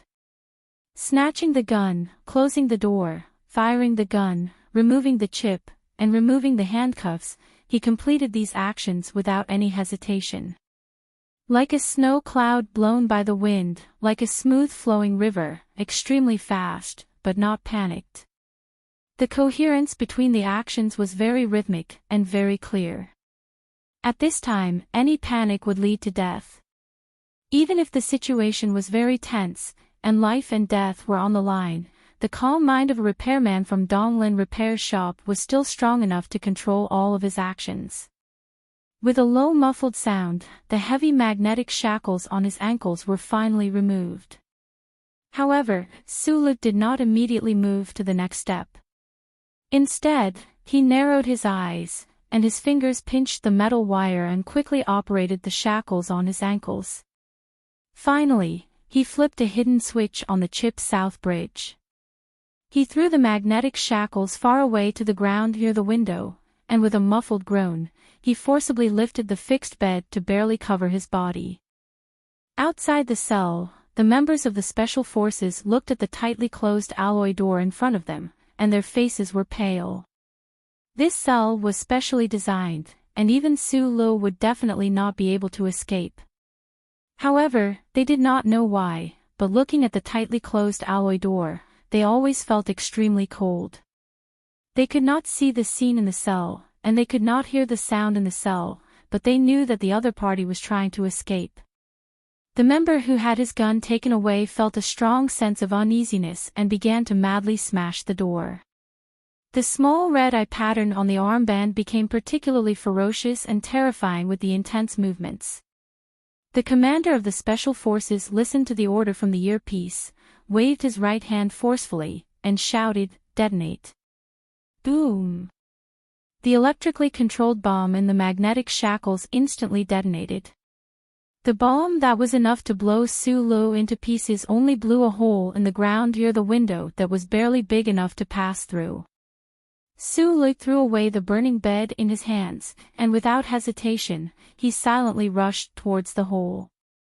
That night, when he was madly smashing the door in the cell, he had already discovered that this specially designed cell was unusually strong. Instead, the ground, which the designer did not expect, was relatively the weakest side.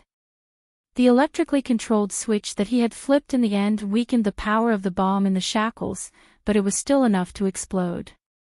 Amidst the falling cement debris, Su descended from the sky and arrived at a cell on the 3rd floor. The moment his feet touched the hard ground, his next action was to extend his left arm. Professor Mend, who seemed to have waited for him for a lifetime, did not show any expression of surprise. He silently patted off the cement debris on his body, walked forward, and stabbed the syringe in his hand into Liu Boyan's left elbow. There was no need for a plastic rope, no need for padding, no need for disinfectant, and no need for the nurse's sweet comforting. The sharp needle pierced through the cloth accurately and accurately stabbed into Su Li's vein, pushing the medicine in almost violently.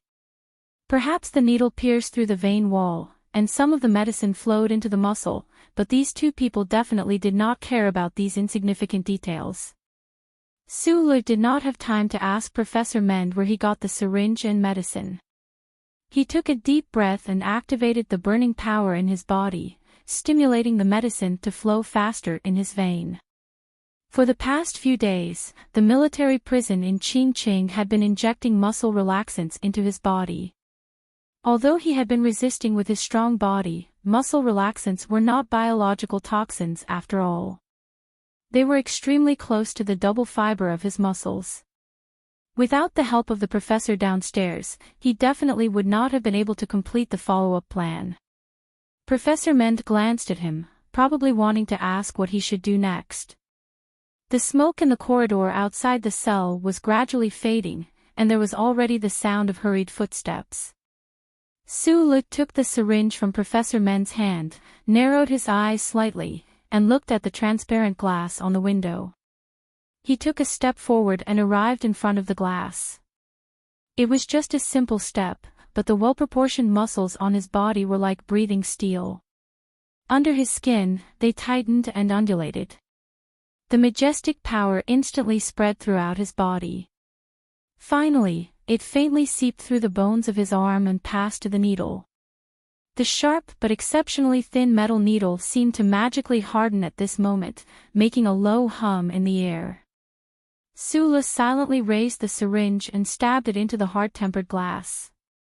The strength that had increased after the injection was all concentrated on the thin needle tip. Pew pew pew pew pew. A series of dense crisp sounds rang out, like 12 male woodpeckers angrily pecking at an empty tree to show that they were occupying territory, or like hundreds of needles landing on the smooth and hard surface of the mecha. The needle in his hand stabbed the tempered glass dozens of times in an instant, like a storm, as fast as lightning. A perfect circle appeared on the hard-tempered glass, and at the same time, there were 3 lines that converged from the circumference to the center, like a capital letter V. Su Li's fist smashed into the center of the letter V. When his fist came into contact with the hard surface of the glass, he couldn't help but think of a certain scene from years ago. In the 4 States Mountain Foundation building, when he broke through the security door and killed Macklin, or rather, when he killed his uncle, he had also used this method. The hard glass shattered like the snow outside, but as soon as a crack appeared in his heart, it was fiercely mended. "Take me away!" Professor Mend shouted behind him. The cold wind that poured in from the window messed up his white hair. Su didn't answer. His right hand grabbed the professor's neck, and he wrapped the professor in a blanket. With a kick of his feet, he jumped out of the broken window. LoveLore military prison was built on a protruding piece of granite, surrounded by flat wastelands. From afar, it looked like a strange retro castle building. Although this cell was on the 3rd floor, it was at least 20 meters away from the ground. Even if Su was in his peak condition, he wouldn't be able to escape unscathed from jumping from such a high place, not to mention that he was carrying a living person and a quilt in his hands. The two people fell from the sky, whistling through the air, faster and faster than the fluttering snowflakes, and directly smashed toward the ground. When they were about 5 meters from the ground, Sulu raised his eyebrows. He suddenly exerted strength in his right hand and threw Professor Mend, who was wrapped in the blanket, diagonally out. Meanwhile, he landed on the snowy ground without any fancy moves. After 3 days of continuous snowstorms, coupled with the fierce winds in the wasteland, a thick layer of snow nearly 4 meters high had accumulated under the outer wall of the prison. With a muffled thud, Sulu smashed into the thick layer of snow, splashing up a few inconspicuous pieces of snow that a moment later, the surface of the thick layer of snow suddenly began to distort, as if an ice monster was trying to burrow its way out of the ground, squeezing the snow and ice until it rustled uncontrollably. A hole appeared on the side of the layer of snow with a boom. Sulu, covered in snow, rushed out at high speed, charging forward. The bullets fired from the firing platform in the direction of the prison grazed past his footprints and sank into the snow, creating a neat row of bullet holes. In the shallow area to the east of the snow layer, he grabbed Professor Mend, who was lying limp on the ground, and continued to charge forward silently. His feet darted left and right on the snowy ground, perfectly displaying the evasive maneuvers of a mecha battle. He narrowly avoided the increasingly concentrated shots behind him. He ran at high speed on the snowy ground. It looked like he was running aimlessly, just to avoid the bullets behind him, but in reality, he didn't move much from left to right. He ran steadily in a straight line towards the east. In the blink of an eye, he had already crossed the first line of defense of the military prison. Then, he covered both of their bodies with a blanket. Without any hesitation, he crashed into the electric net that was already covered with thin icicles. After calculating that the electric current was limited, in the ear-piercing sound of tearing metal, this electric net was directly torn open by Su Li's terrifying speed and machine-like body. Finally, they reached the forest outside the prison. If they continued to head east, they would enter the wasteland. Sulu was still silent, not slowing down. Professor Mend, who had been held in his hand the whole time and forced not to make a sound, began to speak with a trembling voice.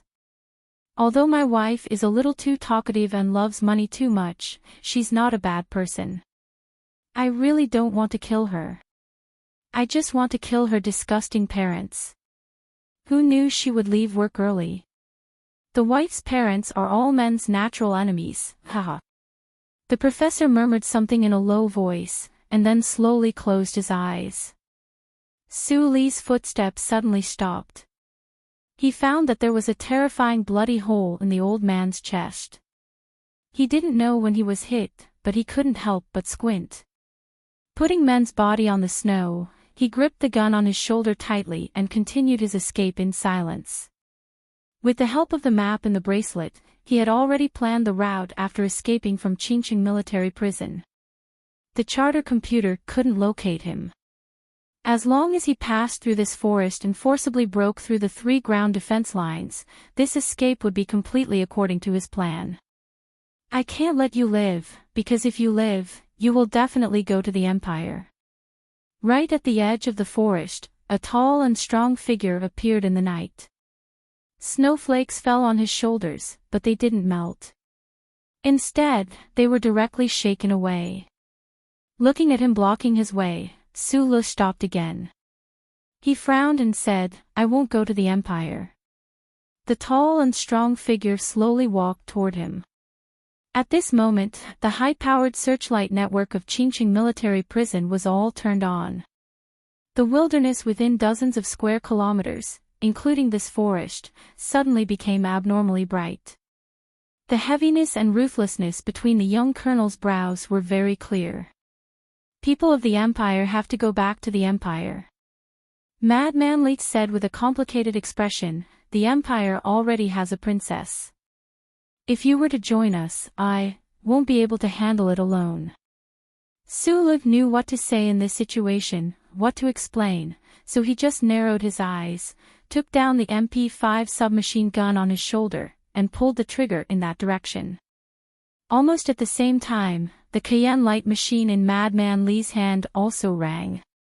The bright and beautiful bullet tip instantly cut through the already bright snowy night, but it didn't hit anyone's body. This was because when they pulled the trigger, both of their feet were deeply embedded in the soft snow, driving their bodies to abruptly increase their speed and begin to dodge. The two strongest men of the Federation finally began a battle that belonged to them. How astonishing was the momentum and how frightening was the speed. The snowy ground in the forest suddenly exploded into countless snowflakes. The terrifying sounds of gunfire continued without end. The shrapnel danced and then fell through the air, striking deep into the snow or withered tree trunks. While shooting, they dodged at high speed. Their speed seemed to have already surpassed the speed of the bullets. It was as if they were two lines circling some invisible center, running clockwise on the snowy ground at high speed. In this world, only a battle between these two could create such a strange situation. Madman Lee's mad dash was incomparably mighty and ruthless. The snowflakes roared and shook behind him. In contrast, Su Lee's dodging seemed even more nimble and fleeting. Other than shallow footprints, he actually didn't leave any traces on the snowy ground. The circle formed by the footprints on the snowy ground shrank inwards. The bullets of the guns in their hands had long since been exhausted. As they finally collided in the center of the circle, both of their hands attacked each other at the same time like lightning. It was also a powerful close combat technique inherited from the Lees of Philadelphia. With a bang, the strength of the snowy ground violently spurted out. After rapidly compressing, it exploded, shaking the snowflakes that filled the sky and suddenly drifting away. It was unknown how many withered trees above their heads were instantly broken. Sulu, who was mentally and physically exhausted, was ultimately not an opponent of Madman Lee, who had been silently waiting for a long time. He was shaken and flew diagonally, falling heavily onto a tree trunk. Blood dripped from the corner of his mouth. His squinted eyes were still bright, but they began to reveal a faint self-deprecating smile. He didn't want to fight. He only wanted to escape. He only wanted to live. However, he was stopped here by this madman. From the other side of the searchlights of Qingqing prison, the faint whistling of helicopters could be heard in the distance. Madman Li pressed forward step by step with a complicated expression. Suddenly, he stopped. His clear and handsome black eyebrows suddenly rose. He looked into the depths of the forest and suddenly felt an unprecedented danger approaching. The snow in the forest was chaotic. The wind suddenly rose. Sulu suddenly felt a gust of wind pass by his cheek. That person rushed over from the depths of the autumn forest at high speed. Along the way, he was wrapped in wind and snow. He didn't hide at all. It was unknown whether it was because he didn't have time to hide or because he disdained to hide. Like a bright bolt of lightning, he directly smashed toward Madman Lee. Facing an unprecedented sense of crisis, looking at the person who shook the snow like a god, Madman Lee's scalp went numb. He clearly smelled the smell of death. He was not afraid. Instead, his fighting spirit soared. He madly and violently roared. The military uniform on his body was completely shattered. All the strength in his body collectively erupted and fiercely met the attack. Under the violent burst of strength, the drifting snowflakes were like shrapnel. In a flash, the two people didn't care about life or death. They didn't fear life or death. No, it should be said that they didn't care about life or death. They threw their incomparably terrifying fists at each other. Bang! Bang! Bang! The deafening explosion exploded in the forest. It was like someone was holding a big hammer and crazily hitting a broken car. This kind of momentum was no longer like a battle between two normal people. It was more like a battle between two metal mechas. What was inconceivable was that the person from the forest didn't use any close-range techniques at all. Instead, he tyrannically chose to use force to suppress the enemy. This could be said to be fair and square. It could also be said to be the feeling of supremacy brought about by absolute confidence. Madman Li was known to be invincible in the military. His fighting style was abnormally crazy and violent. However, this person from the forest was actually crazier and more violent than him. The violent battle suddenly began and ended in an instant. Madman Li let out a muffled groan. Just like Sulu, he was fiercely shaken into the tree trunk. Blood quickly flowed from the corner of his mouth.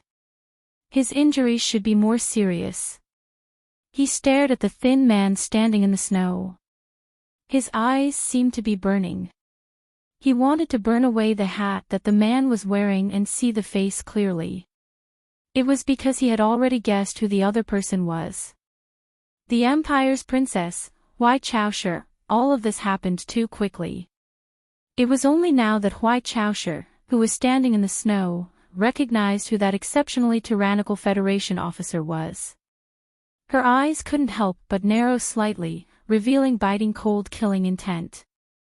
They were the most outstanding experts on both sides of the universe.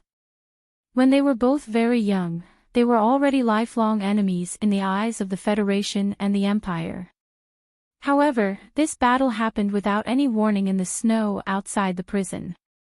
This battle on the snow couldn't completely reflect the difference in strength between the two sides.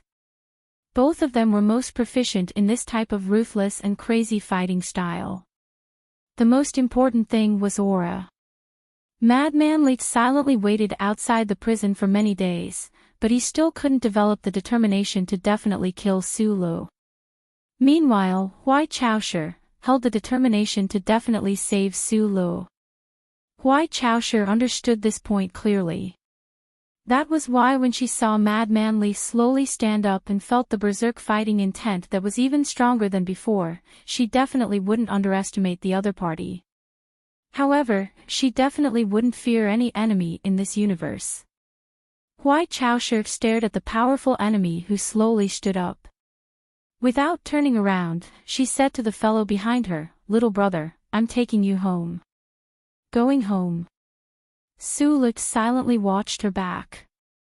His eyes that were usually as calm as usual no matter what kind of situation he encountered suddenly became a bit muddled and difficult to understand. Madman Li slowly wiped away the bloodstains at the corners of his lips. He stared at Hui Chaoshi's face and coldly said, "Your Highness, I don't think you have this chance."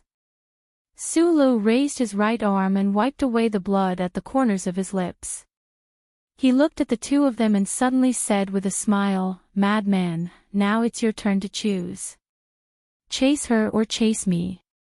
As soon as his voice fell into the chaotic snow, he turned around without hesitation and madly ran out of the forest.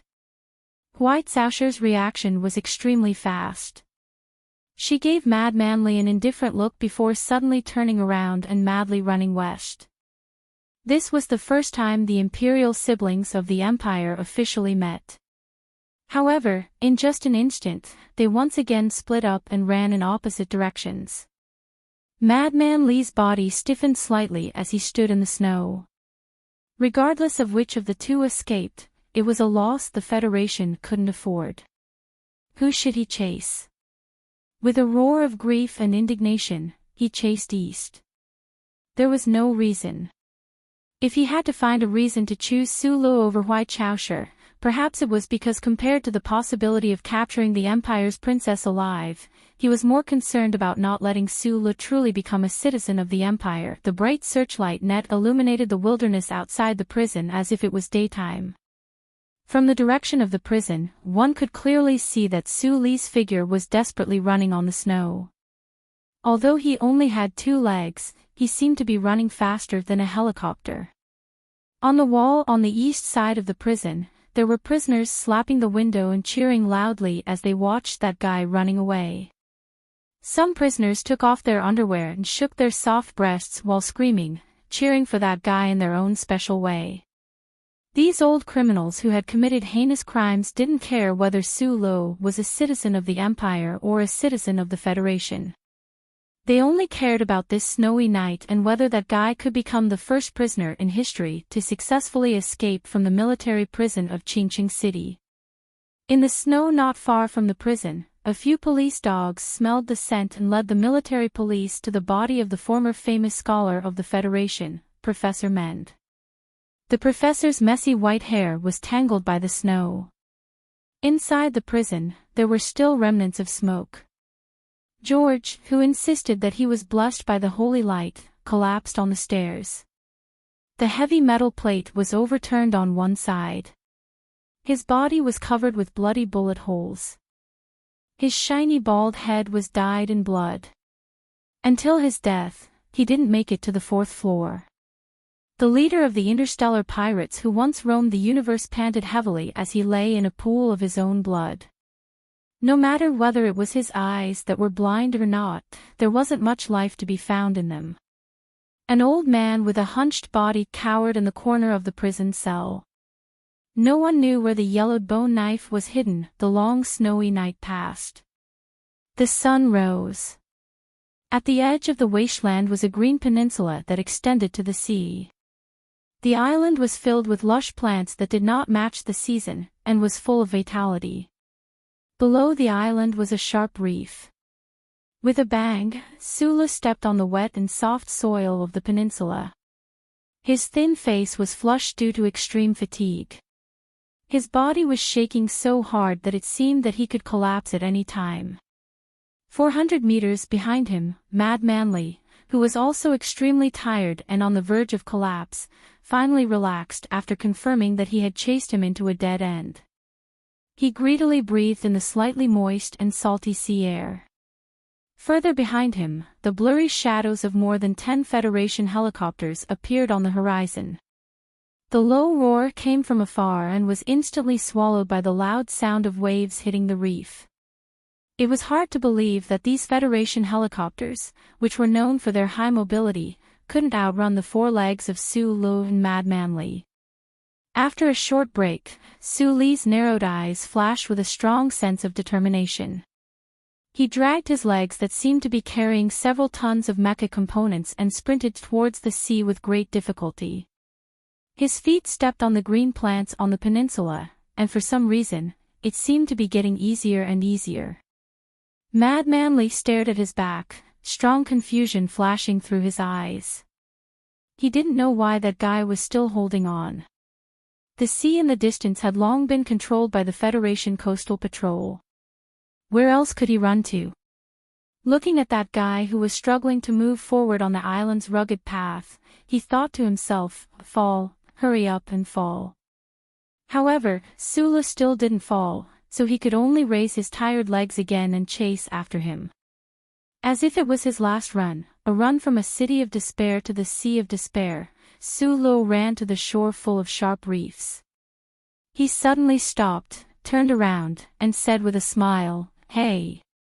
Li Feng sat down on the slippery gravel and asked while panting, "What is it?"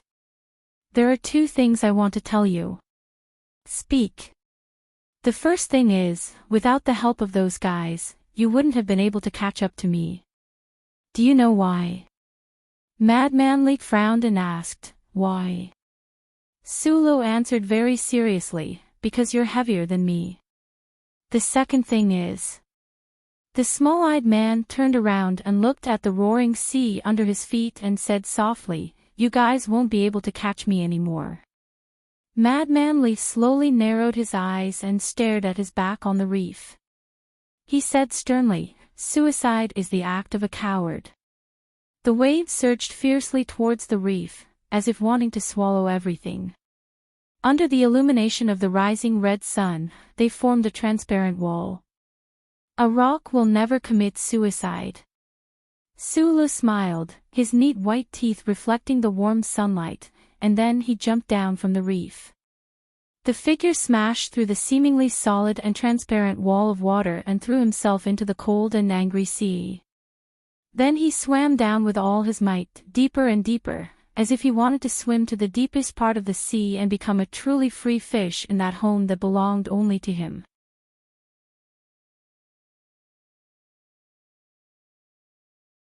Chapter 8:19. The red sun leapt into the sky. The angry ocean, seeing that it could no longer restrain its rise, returned to calmness resentfully. The reflection of the white clouds on the blue ocean gently rose and fell. However, immediately after, this peaceful and beautiful scene was disrupted by the waves created by countless ships. The Coast Guard ships of the 3 neighboring states were all gathered on this ocean. They moved quickly through the waves. Fully armed soldiers stood on the deck, vigilantly and nervously searching the ocean surface. They were ready to pull the trigger of the guns in their hands at any moment. The various underwater monitoring devices on the Coast Guard ships had all been turned on. Above the atmosphere of this ocean, several military satellites carefully monitored every square centimeter of the ocean surface without missing anything. There were submarines even further away at the bottom of the ocean speeding over. Under the powerful cooperation of the charter computer data, the Federation government had already completely controlled this ocean that spanned hundreds of kilometers. Even if a curious sea turtle poked its head out, it would be discovered immediately. However, time passed by minute. Other than the white waves created by the ships, the ocean surface remained calm. They didn't discover anything. The target of the Federation search seemed to have really sunk to the bottom of the ocean and become an ugly hard rock among the beautiful coral reefs. Even if it was cold and dead, it wouldn't float up. An area of the blue ocean suddenly began to surge violently. A few nearby Coast Guard ships approached at high speed. They released automatic ropes and pulled up the person who floated up. The officials on the ships wanted to ask something, but when they saw the person's expression, they didn't dare to ask. In the snowy forest, the military uniform on his body had long been completely shattered by the energy. Li Feng only had a small pair of underwear on his body. His naked body was suffused with a bronze color. His slowly moving muscles contained terrifying power. Seawater dripped down from his hair and brows. His entire body was soaked. He looked particularly wretched. "Where are you hiding?" He raised his brows and looked coldly at the calm ocean surface. His sharp gaze seemed to penetrate the ocean and land on the deepest part of the beach. Gradually, the sharp gaze dimmed. Li Feng felt incomparable disappointment and anger for unknown reasons.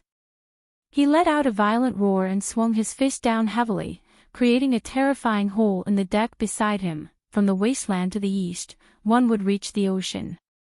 The extension of the continental shelf here was particularly magical. Less than 2 kilometers from the beach and the reef, the seabed would rapidly sink, forming a deep trench with an average depth of more than 2 kilometers.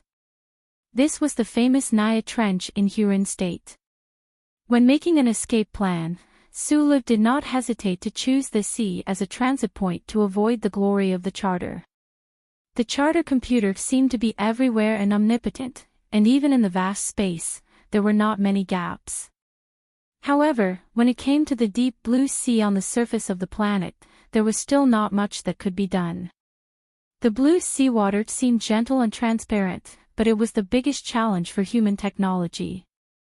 As long as the target entered the depths of the seawater, it would be difficult for the monitoring instruments of the relevant ships to obtain an accurate image. It was the same for the high-precision military satellites outside the atmosphere. In other words, the glory of the charter could not completely illuminate this blue sea. Su might have dived to the real bottom of the Naya Trench, which was as deep as 18,000 meters. The heat loss caused by the low temperature was not considered. The most important problem was that without the help of professional equipment, no matter how strong the human body was, it would not be able to withstand more than 1,000 atmospheres of pressure. His current location was on a light-colored water cliff 312 meters below the sea. What did 312 meters mean? The Federation's record for weighted diving was 110 meters, and the record for unrestricted free diving was 199 meters. Even the best divers would only accelerate to a certain position with weights on their backs when they were doing unrestricted free diving. After that, they would immediately throw away the weights and quickly rise to the surface of the sea. No one dared to stay in that kind of extreme position for too long. According to legend, the brave person who set the record for unrestricted free diving in the Federation was intoxicated by a certain light in the darkness of the seabed when he was trying to break the 200 meters record. He stayed there for a moment and became a heroic soul in the blue sea from then on. And Sulu was sitting cross-legged with his eyes closed on the cliff 312 meters under the sea. No one knew how long he had been sitting there. His skin had been soaked in the sea for too long. It was pale white and was about to lose its elasticity. However, the muscles under the skin were still very elastic. They contracted and relaxed rhythmically as if they were alive. They resisted the omnipresent pressure of the bottom of the sea. His bones, which were several times harder than normal humans, did not feel any pressure at all. His lungs were filled with seawater. There was no trace of air, which balanced the pressure inside and outside the body. Therefore, there were no tiny bubbles escaping from his mouth and nose. He slowly raised his head and squinted his eyes to look up. His eyes penetrated the dark blue seawater and caught all the light. He stared at the distant sea that was about to become a hole. Madman Lee had been here before. She was more than 100 meters above his head. She did not notice him at all. Even if she saw him, she would probably only think that the messy short hair was the seaweed that stubbornly survived in the sea. After all, no one would have thought that someone could dive so deep into the sea. There was no need to deliberately control it. The scorching power turned into countless fragments and wandered in Su Li's body, making up for the damage and providing the oxygen needed for survival. On the Empire's Red Rose, he was interrogated by the experts of the Intelligence Bureau using water torture. At that time, he was already able to stay in the water longer than normal people. Later, he was reborn in the hospital bed of the Empire. His meridians were shattered, but he made another breakthrough. After escaping into Foam Lake, he was able to swim freely like a fish. This was a very strange state. Sulu, who was in this state, had never figured out whether he was squeezing the oxygen in the lake and sea water through his skin and lungs or the magical genuine chi in his body directly turned into the oxygen needed by his body. However, this was not important. He only needed to know that he could survive in the sea for a long time, but the Federation government did not know. This was enough. It was because of this magical ability that he chose the Naya Trench. Or it could be said that the Blue Sea chose him. Then, he became the first person in history to successfully escape from the military prison of Qingqing. On a certain remote beach, countless water droplets suddenly dripped down. The soft and delicate beach was hit so hard that it looked like the bandit sign of a famous interstellar pirate. The coconut trees did not feel the cold of the north at all and stood proudly in the wind. The sky was full of wind and rain. Someone was coming from the sea. The tired figure directly broke through the waves and walked to the beach. The bare feet that were soaked stepped on the wet and soft beach. It was like stepping on a hot red stone. It was extremely painful. Maybe it was because of the pain, or maybe it was because he had just completed 20,000 miles under the sea. The magnificent feat was too weak and tired. When the figure just walked to the beach, he obviously could not control his body and stumbled. It was not until he ran into the shadow of the coconut forest that his movements became coordinated and faster. He opened the bracelet and opened the map. He squinted his eyes and carefully checked for a few minutes to make sure that he did not deviate too much from the planned route. This coconut forest beach had not been developed yet and was a low surveillance area. Relying on the unkillable cockroach spirit and the breath in his chest, he valiantly moved his feet again. He desperately accelerated and rushed to the coconut forest. Running out of the coconut forest, a vibrant green came into view. There was also an electronic wall. The charter laws of the Federation were as complicated as the stars and as vast as the sea. However, whether it was the former dynasty or the later Republican Federation, His Majesty the Emperor and the Parliament had overturned many old laws and made new laws. Other than the unshakable First Charter, the only laws that could be maintained from generation to generation after the catastrophe to the present were the citizen privacy regulations and the wildlife protection regulations. The electronic walls that covered all the regions of the Federation strictly separated the human society from the wildlife protection areas. The area of the protected area was extremely large, so the length of the electronic walls was even more astonishing. Some busybodies had done some calculations. If the electronic walls of the 3 regions of the Federation were connected, they could connect S1 to the 2 moon bases. As for the terrifying amount of resources used to build these electronic walls, it was enough to support 2 large-scale space wars. The walls made meat lovers who followed their instincts extremely painful and angry. They could only watch the wildlife on the other side of the wall live their beautiful lives.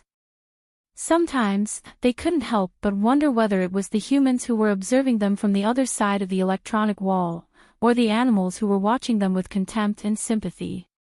The walls gave rise to the underground black market of wild meat in the various regions of the Federation. Wealthy families who had the ability to ignore the HTD Bureau domesticated animals in their own manners and then sold them to secondary street vendors. However, not many people dared to cross the long wall because the glory of the charter was watching everything indifferently. Sulu was an exception. When he was still young, he had already pitifully crossed the electronic wall next to the mine to hunt bison under Feng Yu's guidance or coercion. Now that he was on the run, although he lacked the small blue light device, it wasn't difficult to cross the wall. His bare and pale feet stepped on the soft green grass, as if he could feel the protest of the grass, as well as the fresh aura of life. Sulu strolled on this green grassland, a smile of true joy appearing on his face.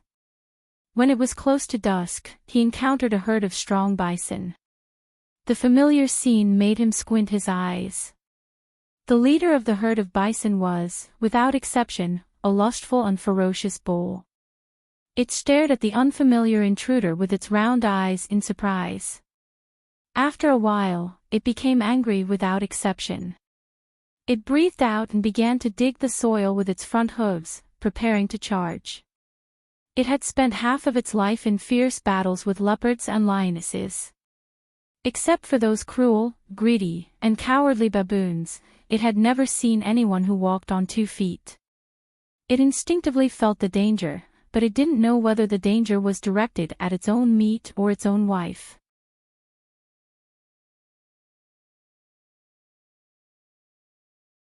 Chapter 820. Sulu had no interest in cows, even if they were cows.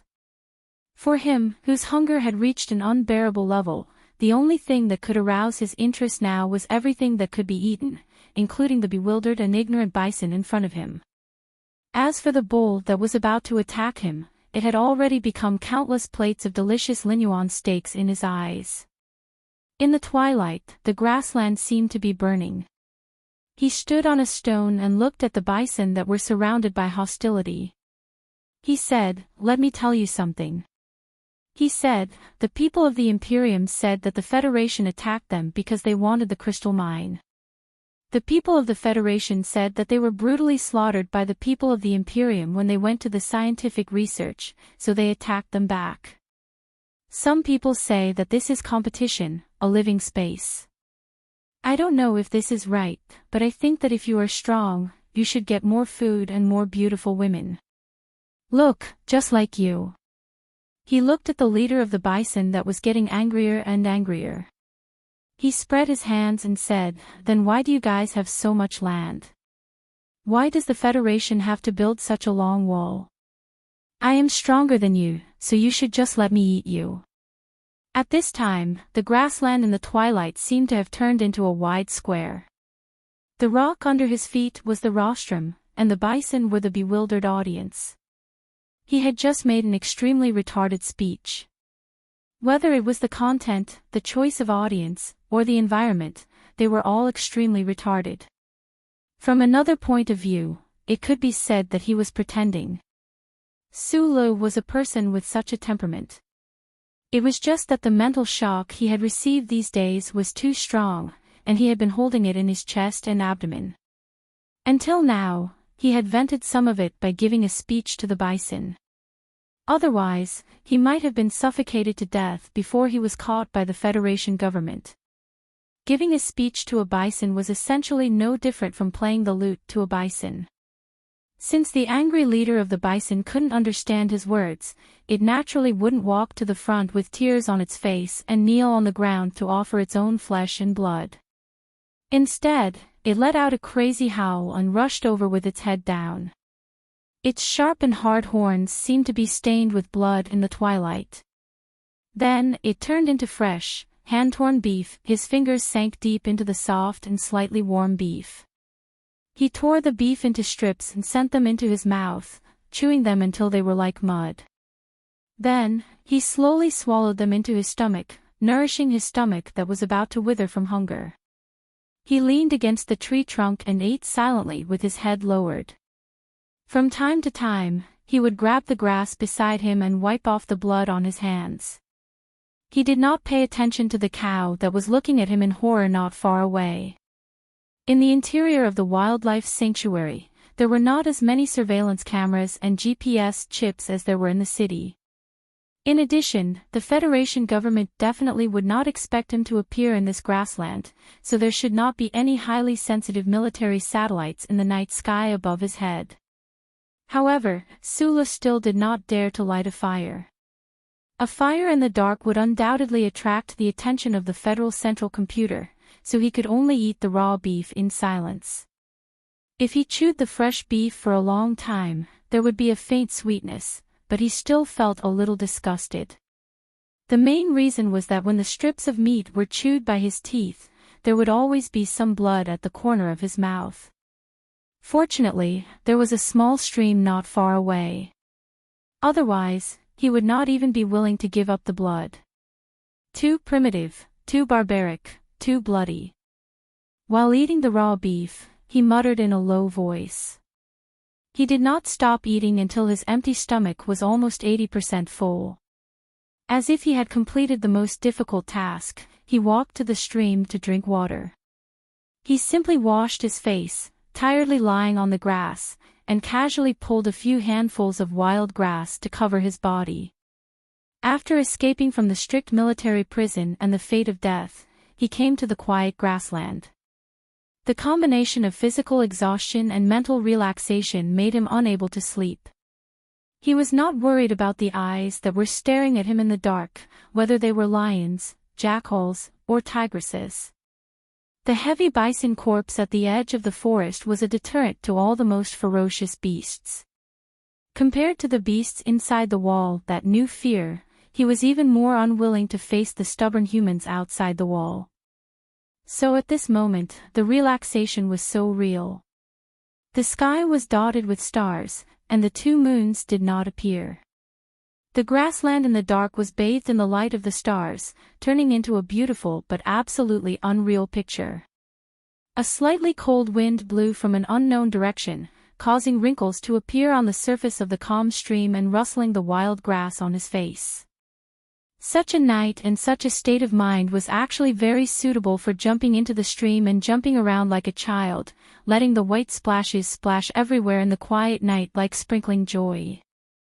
But Sulu just lay there calmly, narrowing his eyes and looking at the stars in the night sky above his head, counting them over and over again. There should only be wild animals inside the wall. The sudden appearance of a naked man shouting would definitely attract the attention of the charter computer, and it would certainly not think that there were really savages on planet S1. There was another more important reason why he did not jump into the stream to take a bath. After soaking in the sea for so long, he now had the uncomfortable feeling of vomiting just thinking about water.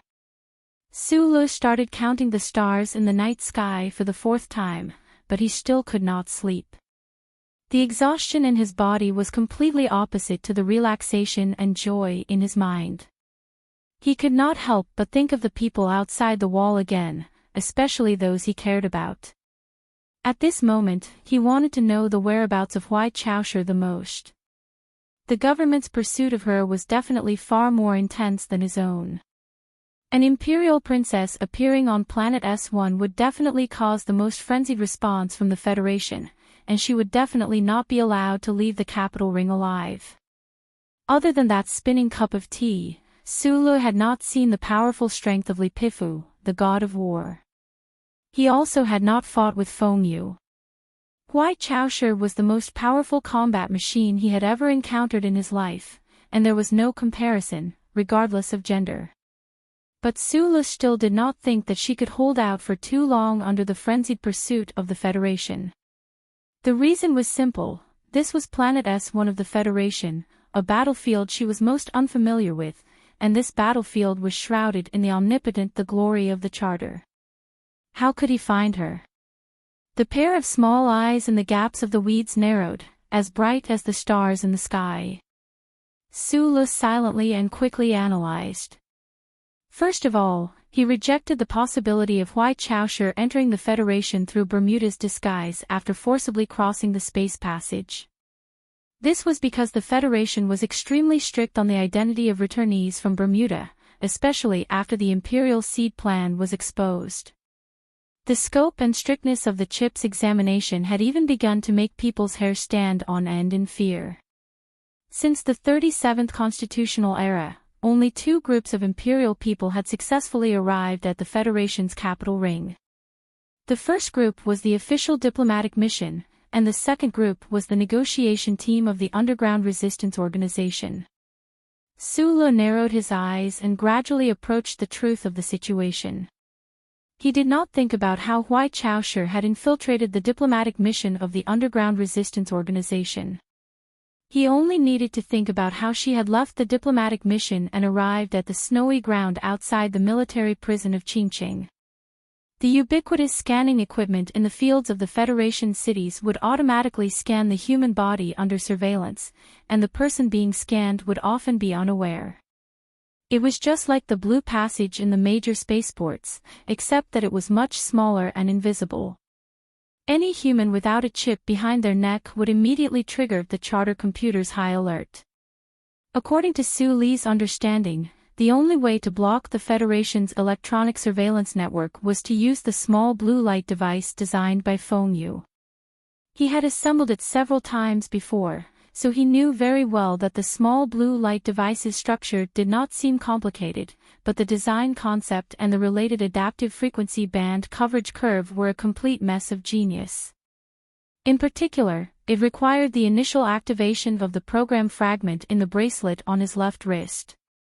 Other than Feng Yu and himself, no one else should be able to make it. Zhou Yu had once told him that before Shi Qinghai died, he had given him a small device that emitted blue light at the Charter Square. She acutely guessed that Shi Qinghai might have used this device to successfully infiltrate Parliament Hill and those heavily guarded places. At that time, Su Li's mood was a little strange, so he did not answer. Going back in time, perhaps many years ago, Feng Yu had known Chao Chodao. He did not know whether his identity at that time was George Carlin or Professor Jean. He only knew that Feng Yu had generously given Chao Chodao a small blue light device, which indirectly made him the greatest spy in the 37 years of history. After Chao Chodao found out that he had cancer, he passed the device to Shi Qinghai, and before Shi Qinghai died, he passed it to Zhou Yu. If Feng Yu did not leave more generous gifts in the Federation, Hui Chaoshi must have met with Zhou Yu. Su Lu made a simple and clear inference, and then made a simple and clear decision. He stood up from the stream, and under the cover of the night, stepped on the wild grass, and walked towards the northwest without hesitation. No matter how he analyzed it, that Highness had no reason to take the risk to enter the Federation. This had nothing to do with the judgment of interests. It was even possible that the interests of the Empire would suffer an unprecedented loss because of her death.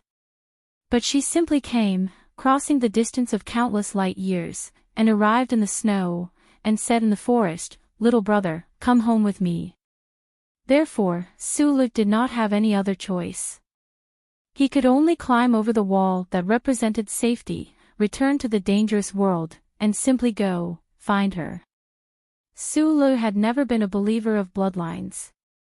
He was incomparably contemptuous of the so-called aristocratic temperament, the demeanor of an aristocratic family, and the titles such as Crown Prince. But many years later, when he thought of this period of time, he would at least admit that he and that highness were very similar in some aspects. Their appearances were ordinary, simple, and direct. Outside a certain quiet courtyard in the capital, there was suddenly the sound of hurried tires grinding. Before the soldiers in charge of security had any time to react, they watched as more than a dozen bulletproof military vehicles fiercely crashed through the railings and rushed downstairs. With a grave expression, Colonel Li Feng jumped out of the military vehicle and made a standard tactical command with his right hand. Behind him, dozens of the most elite Federation Special Forces members quickly surrounded the base of the Empire's underground resistance mission. Madman Li looked at the tightly shut door, and the tips of his eyebrows slowly furrowed. Today, he had forcibly conscripted the Special Forces directly under Small Eye's department. Under the command of the high-sequence incident of the charter computer, all the powerful agencies of the government had thrown themselves into this battle. The area within dozens of square kilometers had already become an absolute forbidden zone. But he was still very cautious, because the woman he had to deal with today was so powerful, more powerful than he had imagined, and she had already very simply given proof.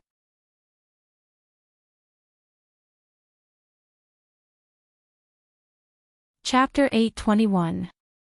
Where are my two subordinates? I should be the one asking you this question, not you. I really didn't expect that such a rude scene would appear in the Democratic and Free Federation. Which unit do you belong to? If you insist on searching for the diplomatic mission, then I must warn you that the negotiations may break down at any time. The Federation must take full responsibility. Mr. Muen waved his arms angrily and expressed the most violent protest to the Federation soldiers who rushed in. However, Madman Li's face was cold and indifferent. He didn't even look at him and directly kicked open the door in front of him. The room was empty. The senior Federation official in charge of receiving the diplomatic mission hurriedly walked to the door and whispered while wiping his sweat, "Colonel, please pay attention to the diplomatic impact." Madman Li stared at the empty room with an expressionless face.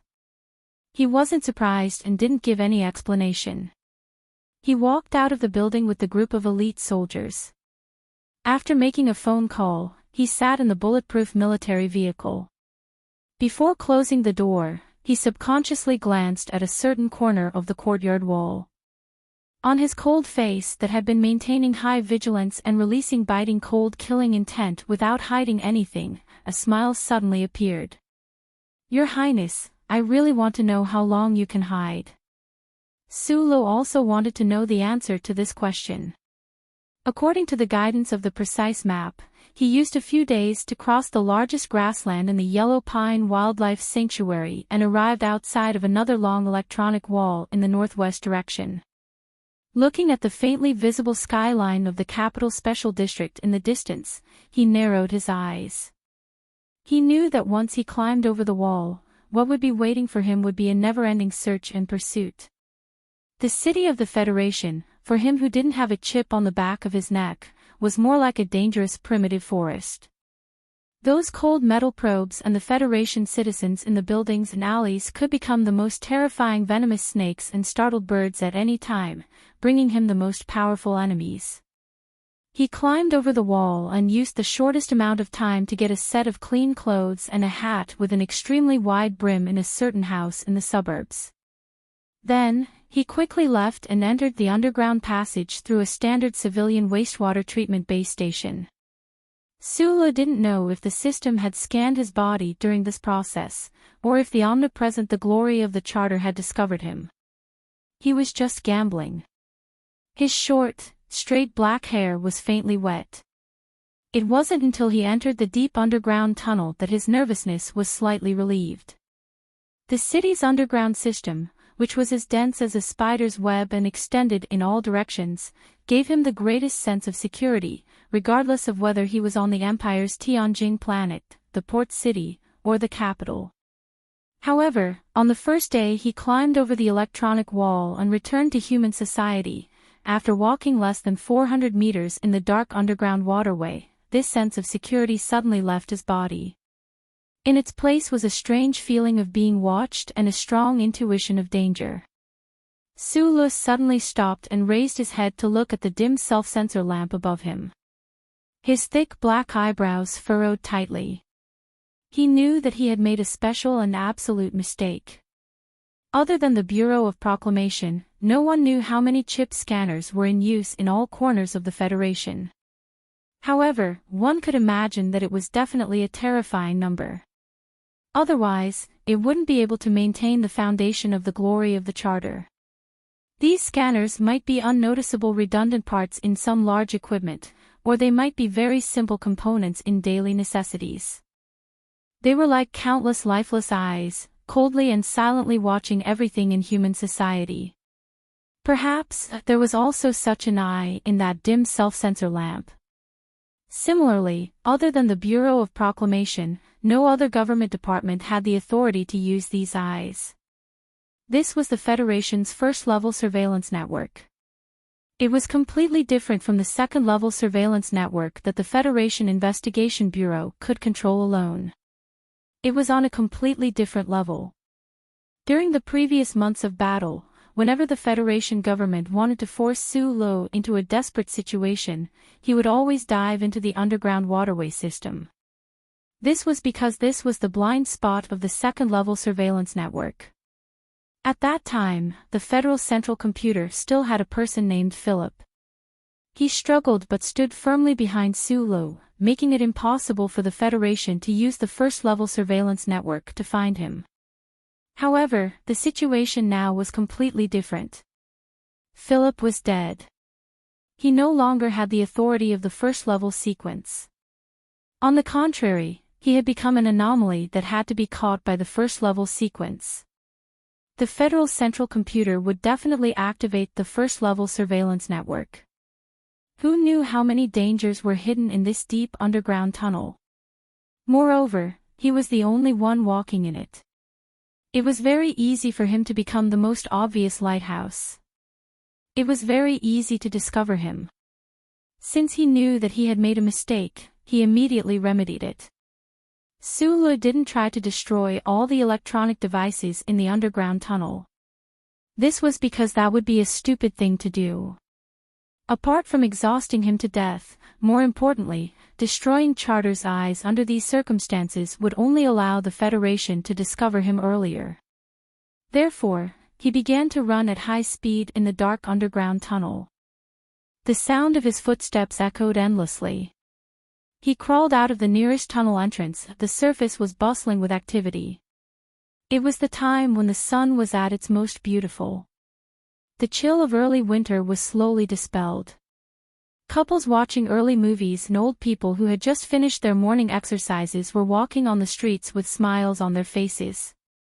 Sulu pulled the brim of his hat lower as he quickly walked through the crowd. His body felt a little stiff because of nervousness. He knew that if he was recognized, the peaceful smile on people's faces would turn into a moment of shock. After that, it would definitely change into a face that he didn't want to see. Walking through the bustling streets and through the alleys that were filled with the smell of vegetable porridge and fried synthetic meat, Sulu silently looked at the electronic valve in the underground tunnel. He knew that he had definitely been discovered by the glory of the Charter. However, he didn't know how long it would take for the other party to calculate and report the procedures, and how long it would take for the other party to send a combat force to hunt him down.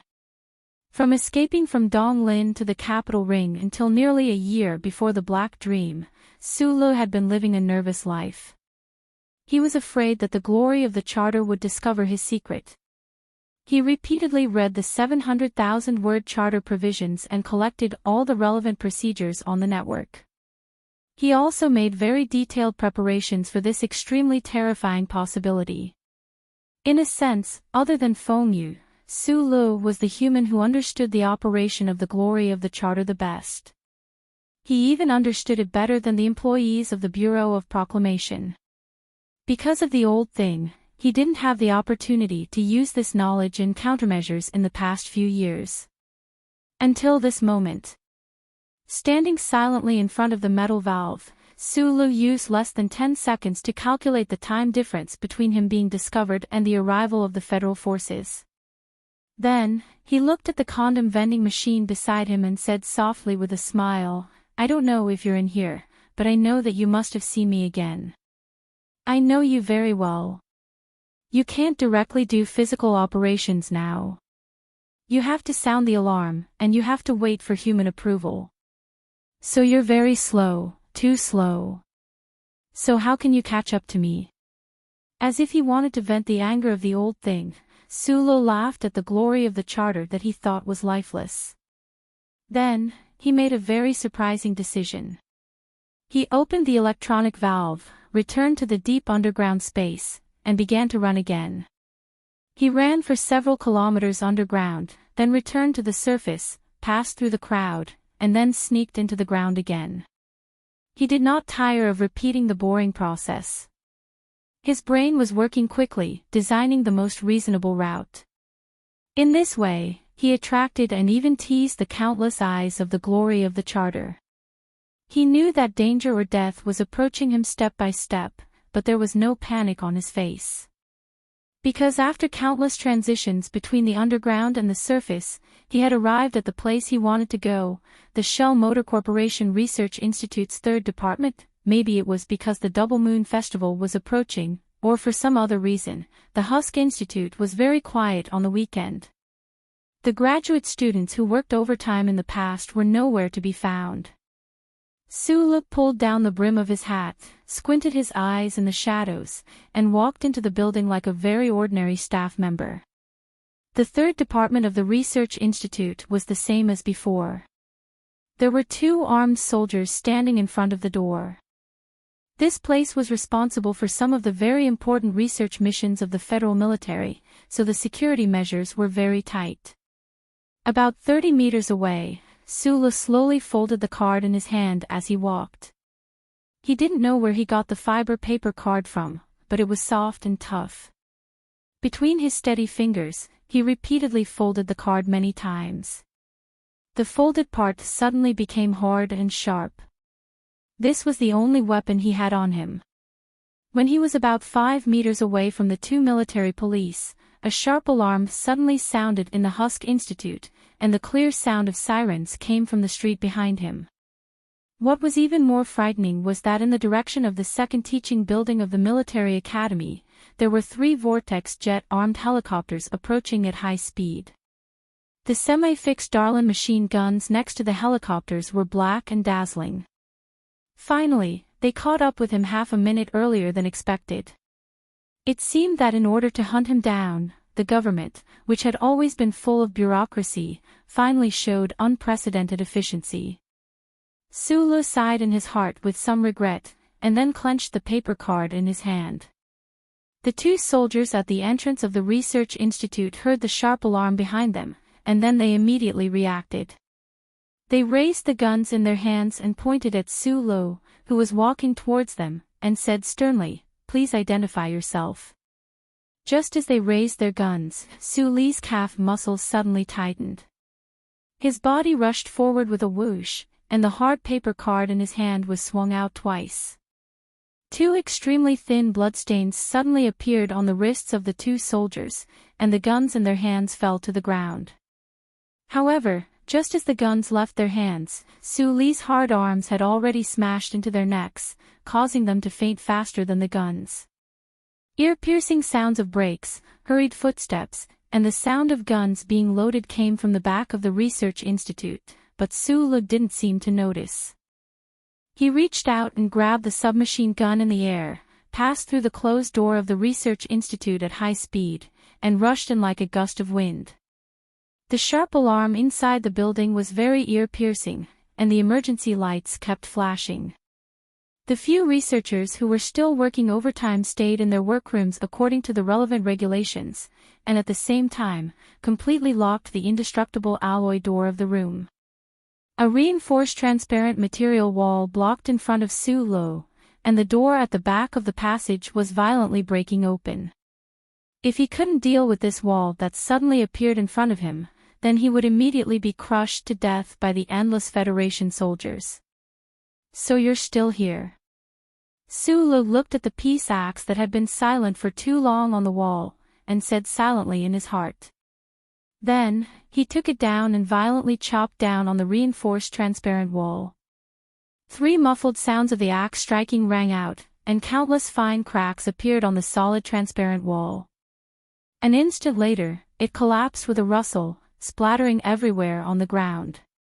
Holding the peace axe and continuing forward silently, Su Lo seemed to have returned to that night many years ago.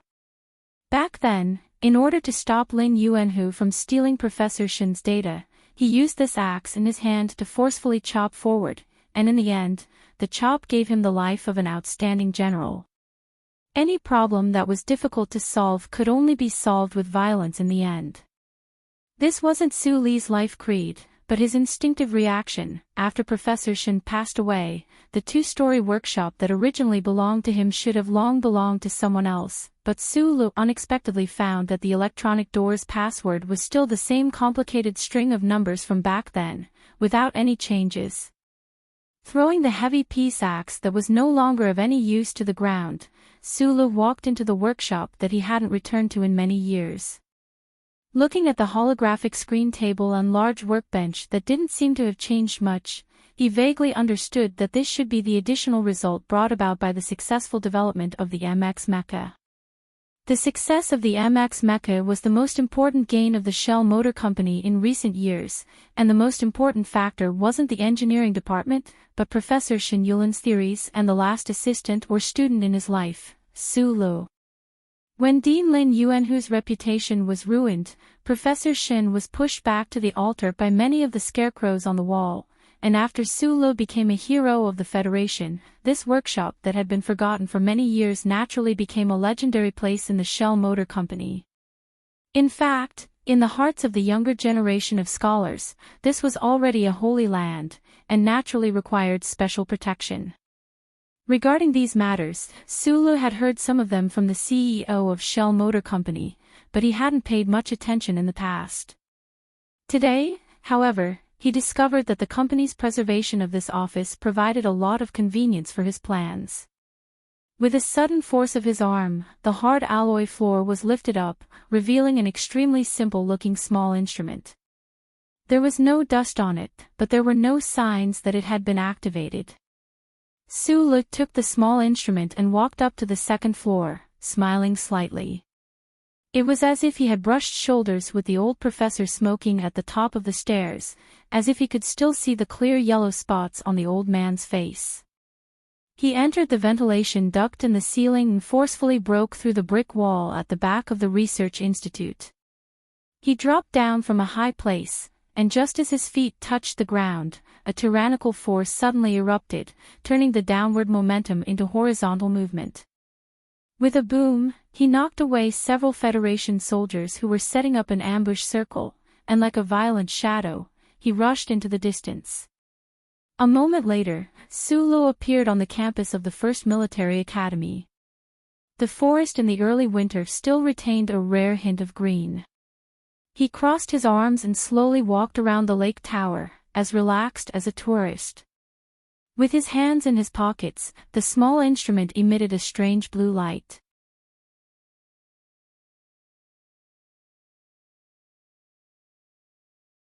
Chapter 822. The density of the glory of the charter followed a certain pattern. The hidden lines around the densely populated areas and the passages connecting two densely populated areas were the top priority of the central computer surveillance. Countless pairs of eyes were hidden in every corner and in every electrical appliance. As for the inside of the settlements, places like the Bureau of Proclamation, the President's residence, and the Parliament Hill were naturally under strict surveillance. In comparison, places like the campus were much less monitored. Carrying the blue light that could temporarily block the Federation's surveillance, Sulu strolled around the beautiful and quiet campus in the winter, passing by young couples in military uniforms. His heart was not as relaxed as his expression. Facing the entire Federation and the omnipresent cold light, it was very difficult to find a perfect solution, including the blue light in his pocket. Not to mention that even if he could temporarily disappear from the sight of the Federation, there was no way he could cover the eyes of all the people. No matter what era, once the power of the people was stimulated, it would be the most unstoppable flood. This power could change dynasties and expand the territory. Naturally, it could also easily destroy the former hero of the Federation and the current seat of the Empire. After leaving the campus of the first military academy, Sulu lowered the brim of his hat and followed the crowd that was as quiet as usual but brought him endless pressure. He took the number 14 fully enclosed track and came to a quiet area like a farm in the suburbs of the capital. This was the second important node in his escape plan, Whitewater Security Company's building. The reason why he came to this building belonging to the Nutshell Group was naturally not because he suddenly felt nostalgic during his escape, although it was in this building that he met Magnolia and officially took over Group 7. The main reason he took the risk to sneak in today was the armory under the building. In addition to all kinds of guns, there were also all kinds of multi-axis CNC precision machine tools that he liked the most since he was young. 4 hours later, when Sulu walked out of the Whitewater Security Company building with his cap lowered, he had already changed into a new set of clothes. The black fabric and cut looked extremely ordinary, and it was difficult to attract any attention in a crowd. In fact, it was carefully designed by the Nutshell-related research department. The fabric was wear-resistant, had a certain degree of sharp-edged defense, and was extremely difficult to burn. The cut and the inner lining were hidden, and the design made it convenient for movement and firearms. It perfectly met the needs of urban warfare. His preparation for the battle was not limited to this. On the surface of his bulletproof vest, there was a row of soft metal strips, which once again strengthened the anti-cut effect. According to his calculations, as long as he was not surrounded by an entire combat unit, then it would be very difficult for scattered gunshots to hurt him. The main problem that needed to be solved was close combat damage. Their next target was Lin Yuan. Wearing a black suit, he silently walked to the side of the road and hailed a returning taxi. When he got in, he accidentally bumped into the heavy metal door, making a strange sound. The taxi driver looked back at him in puzzlement. Sulu lowered his head. Naturally, it was not convenient for him to explain to the driver that under his black suit, there were 2 modified guns that were disassembled into parts. A sharp dagger was tied to his left calf, and a delicate military knife was tied to his right calf. Moreover, it could spurt out terrifying electric arcs at any time. There are so many of you, how can you not guard him? In the Nanxiang family's manor in the suburbs of the capital, the Nanxiang's wife angrily scolded the head of security in front of her. She did not even let go of the Westwoods Zhong family's special forces officer. Her right hand trembled slightly in anger, and she said in a cold voice, "And you, since you insist on being responsible for personal defense, now that he is missing, how do you want to be responsible?" The loyal Westwoods officer had already fallen into an ice cellar at this time. Facing the stern reprimand of the Nanxiang's wife, he wanted to shoot himself to death. He was ashamed and regretful to the extreme, so how could he have the face to defend himself? The door of the villa was pushed open, and Nan Xiangmei ran in. The tiny beads of sweat on her beautiful face revealed her worry. In the afternoon, she was discussing with the sponsor about the orphan education project at the foundation when she suddenly received a call from home. She hurried back, but she did not know what happened and saw this scene. The Nan Xiang's wife and her mother were very few women in a big family who really had some kind of valuable moral character. They were kind and gentle by nature. No matter what class they faced, they would naturally maintain due respect. Such a stern reprimand like this rarely happened to them. Nan Xiangmei looked at her mother in surprise, and some very bad thoughts appeared in her heart. She hurriedly asked, "Mom, what happened?" The Nan Xiang's wife looked back at her daughter, and after a moment of silence, she whispered, "Our little princess is missing. It's physics class in the morning. You also know that the child's talent in physics is amazing, so I specially invited an associate professor from the first academy to teach her." However, when the class was over, the door was still closed. At that time, everyone just thought that she was intoxicated in the world of those lines, and did not think of anything else. The Nan Xiang's wife frowned slightly and said, "Until lunch, there was still no movement upstairs." The maid urged several times, but there was no reply. "When I went upstairs to take a look, I found that the door was locked. When I opened it, what you see now was what you see now." Nan Xiangmei stared at the study in a daze.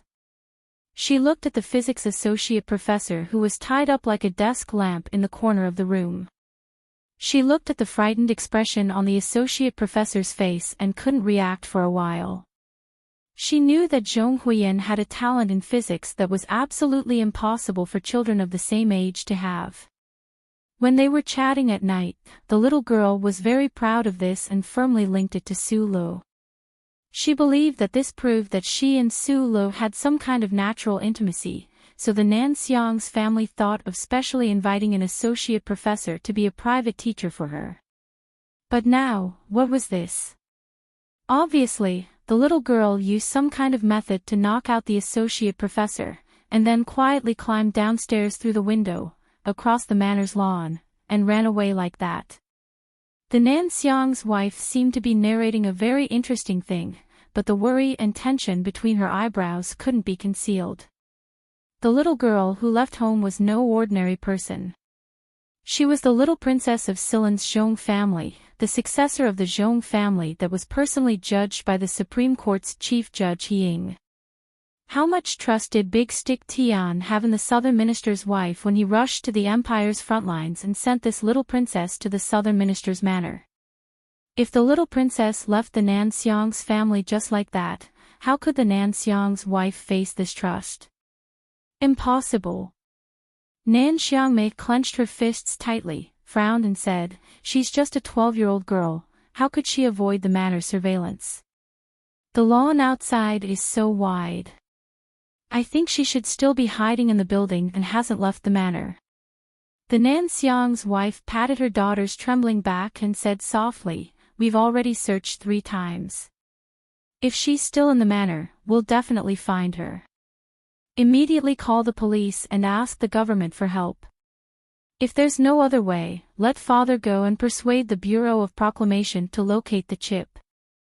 Nan Xiangmei turned her head and said with a firm expression, "Mother, we must find her. No matter how good the security of the Federation is, it's not safe for a little girl like her." The Nan Xiang's wife was silent for a long time, then firmly shook her head and refused her daughter's proposal. "No, you should be able to guess who she's looking for. This is not the key to the problem, the key is her identity. If the government knows that she's missing, how will they react? In such a tense situation, her safety may be in greater danger. The disappearance of the successor of the Zhong family will cause too much chaos. First of all, her heartless cousin will definitely not miss this opportunity. Then the West Woods will inevitably fall into another round of turmoil, and the other side will not be able to bear it." The Nan Xiang's wife explained in a heavy tone. "Then what can we do? It's winter now, she's still so young. She didn't show any intention of leaving before, or I didn't notice it at all." Nan Xiangmei said sadly, "Mother, I feel so useless. I've already asked the family to send people to look for her, don't worry too much." The Nan Xiang's wife hugged her daughter and comforted her. The Special Forces soldiers in the West Woods who are responsible for protecting her can't go to look for her. Otherwise, some people will be suspicious. I've ordered them to stay in the manor and not take a single step out.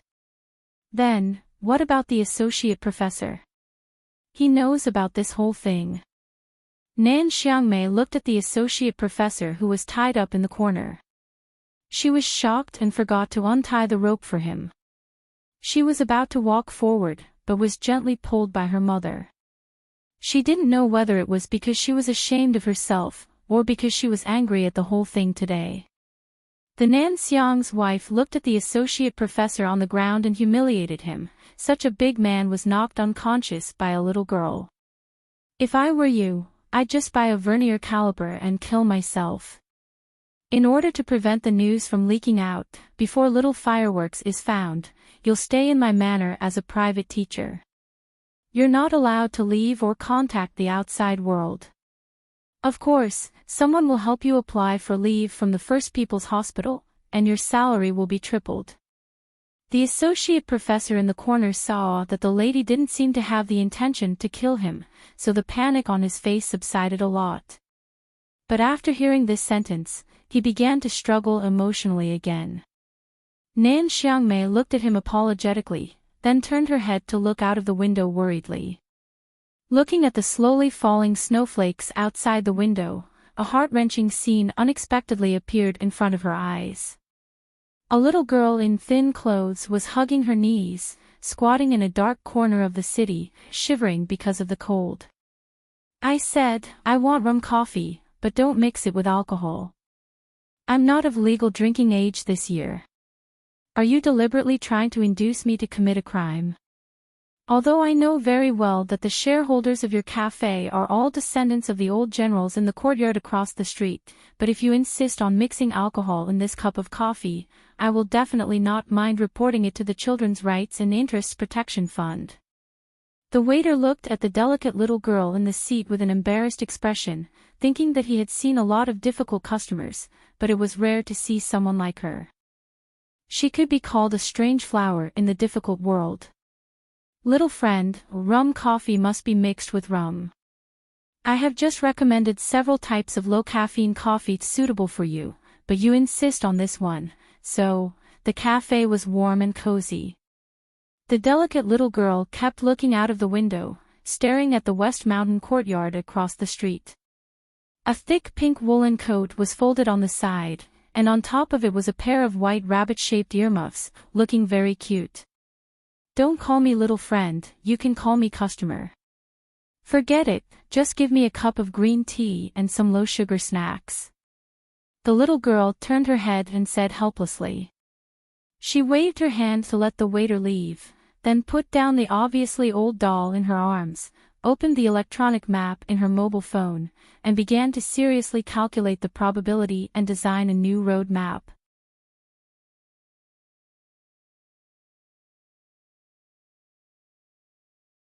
Chapter 8:23. The green tea was served, and so were the crispy wheat biscuits. Zhong Huiyan rolled her black eyes, picked up a piece of biscuit, and put it into the teacup. She curiously watched it gradually soften before she put it into her mouth and slowly sipped it. She let out a sigh of satisfaction, and her smiling eyes were like the two moons that had not yet come out. Sister Nan Xiang, I'm really sorry, but it's time for me to leave. Although your manor is very good, it's not my own home after all. Thinking that there must be many people in the manor who were worried and sad about her departure, Zhong Huiyan couldn't help but sigh again, but this sigh was full of apology. Immediately she shrugged and said to herself, but the monitoring system of your manor is too stupid. It's not difficult at all. It's definitely not as good as the process of that guy escaping from the military prison. Full and warm, she turned her head to look out of the window, carefully watching the West Mountain compound across the street, silently wondering when that guy would come here. She firmly believed that she was the one who knew Su Lu best in this universe. That stone-like guy had never been really cold. He, who valued feelings, would definitely tell her something before leaving the Federation and reminisce about the past. And the woman and her child in this West Mountain compound were undoubtedly the people that he had to stay away from. Suddenly, Zhong Huiyan's brows wrinkled into a cute crease, and she found that she had made a big mistake. Because of that guy's stubborn character, he would definitely not let the people he cared about most be involved in danger, so it was very likely that he would not come here during his escape. Brother Sulo. Sulo, where will you go? Zhong Yan's brows loosened and she was annoyed. She pouted her watery lips in a fit of pique and began to put on the pink thick woolen coat. She put on the fluffy rabbit earmuffs, carried the heavy backpack, and picked up the old doll. She walked out of the cafe and came to the winter street. The backpack was the luggage she had prepared for herself. Because she didn't know how long this trip would take and how far it would take, it was stuffed with a lot of messy things that she thought were very necessary. Compared to the little girl's body, the heavy bag seemed particularly large. It was almost dragged to the ground, forming a particularly exaggerated visual contrast. The cold wind of early winter blew the fallen leaves into her collar, instantly making her face a little red. She blew on her hands, looked forward, and said with determination, "Little watermelon, you have grown up, so you must learn how to protect yourself. You have to wear warmer clothes and go to expensive places more often. Don't be afraid. If a girl wants to grow up and become a woman, she has to be more ruthless to herself." Zhong Huiyan snorted and nodded vigorously to cheer for herself. She struggled to balance the big backpack behind her and walked towards the cold and bleak end of the long street. On the long street that was somewhat bleak because of the cold wind in winter, the flow of people didn't significantly decrease. It was just that most of the people on the street turned up their collars and hurried along, which made it less noisy. The large light screens in front of the high-end luxury department stores, like most of the light screens on the street, were muted during the day according to the noise regulations of the Federation. All the light screens played different news images or advertisements, but they had one thing in common, which was that there was a clear portrait at the bottom right corner. This portrait appeared in all the programs produced by the TV stations, constantly reminding all the people of the Federation. Not many pedestrians on the street would deliberately look up to look at the portrait. It was not because they had lost interest in this major event due to the pressure of their lives, but because they had seen that face too many times in the past few years. They did not need to memorize anything to be able to accurately recognize that seemingly ordinary face in the crowd. However, in the past, the people remembered this face because he was the most famous war hero of the Federation, the successor personally chosen by the war god, or partly because of the national scandal. But now, they remembered this face because that person was a spy of the royal family of the Imperium. There were wanted posters everywhere. Sula withdrew his gaze, turned up his collar to cover the side of his face, and continued to walk in the direction of Linyuan. Everything in front of him really gave him some kind of illusion, as if he was running for president of the Federation, and the financial group behind him bought countless advertisements to promote him. However, he felt that the standard portrait used by the Federation made him look too stupid. There was no wanted poster of Huai Chaoshi. It seemed that the Federation government didn't want the ordinary people to know for the time being that the princess of the Imperium, who had been arrogant in the rumors among the people for several years, had actually come to the Federation. This might be to stabilize the social order and avoid unnecessary panic, or it might be a conservative decision made by the government to avoid being the target of the angry people in the future. Thinking about these questions, Sulo was a little distracted, and in front of the luxurious Silver Spirit car store, he bumped into a passionate couple. At this moment, a gust of winter wind blew by out of nowhere, lifting a corner of his hat. "Sorry." Sulu very naturally apologized, pulled down the brim of his hat, and then found that the young man of the couple was staring at him in shock. The atmosphere on the streets suddenly became a little strange, and the people who were hurriedly walking subconsciously stopped and looked over, as if they weren't confident that the face they just saw was the person they imagined. Sulu knew that he had to leave immediately, but at this moment, the young man bravely protected his girlfriend behind him, summoned the courage to shout with a trembling voice, "The Imperium! He's from the Imperium!" The people on the streets suddenly became excited, and the people who were closer nervously pulled their companions to retreat to the periphery, as if the man in the hat was a man-eating beast, and the people in the distance shouted loudly, "Call the police! Catch that Imperium person!" These people were only the most ordinary people of the Federation, and although this was a rich district, the rich ordinary people were still ordinary people. Their courage could support their shouting, but it couldn't support them to enforce the arrest rights of citizens like a certain beautiful man. None of the people dared to rush up. The young man who discovered Sulu seemed to have used all his courage to pull his girlfriend behind him and shout those words, and under the gaze of the calm eyes under the brim of the hat, he was so scared that he couldn't move his legs. Sulu looked at the brave young man in front of him, said nothing, and did nothing. He smiled bitterly and sighed in a low voice, "So, the Imperium people don't even have a name." He had already started to move quickly, walking out of the crowd, and he believed that no one would dare to block his way. As for whether or not there would be hidden weapons like stools and leather bags coming at him from behind, it wouldn't affect him in any way. There was a whistling sound on the street, and a twin-arm rotary jet-armed helicopter was approaching at a high speed. Sulu glanced at it from the corner of his eyes and vigilantly found that the Small Eyes combat force had expanded to all the streets, and their reaction speed had reached a terrifying level. Sulu began to run, and the corner of the antique building and the shallow traces of running water came into his eyes. Through the analysis of his brain and his own ability, he immediately calculated a feasible walking trajectory. His right foot stepped on the red fire hydrant, and his body shook diagonally, flying over the heads of the crowd. When he was about to hit the wall, his muscles suddenly relaxed, and he stuck to the wall as if he had installed a hydraulic device. Almost at the same time when he was close to the wall, his fingers dug into the shallow traces of the cement wall, and his feet kicked the ground, and he quickly climbed 5 meters to the 3rd floor. Then, he kicked the wall with both legs, and his right hand accurately found the corner of the antique building that protruded from the wall. His body suddenly contracted and bounced in the air, and with the momentum of the rebound, he forcibly moved 5 meters horizontally, crossing the street with a whoosh, and rushed into another building and disappeared. From the ground to the 3rd floor, and then crossing the street, all of Sulu's movements were smooth and rhythmic, clean and clear.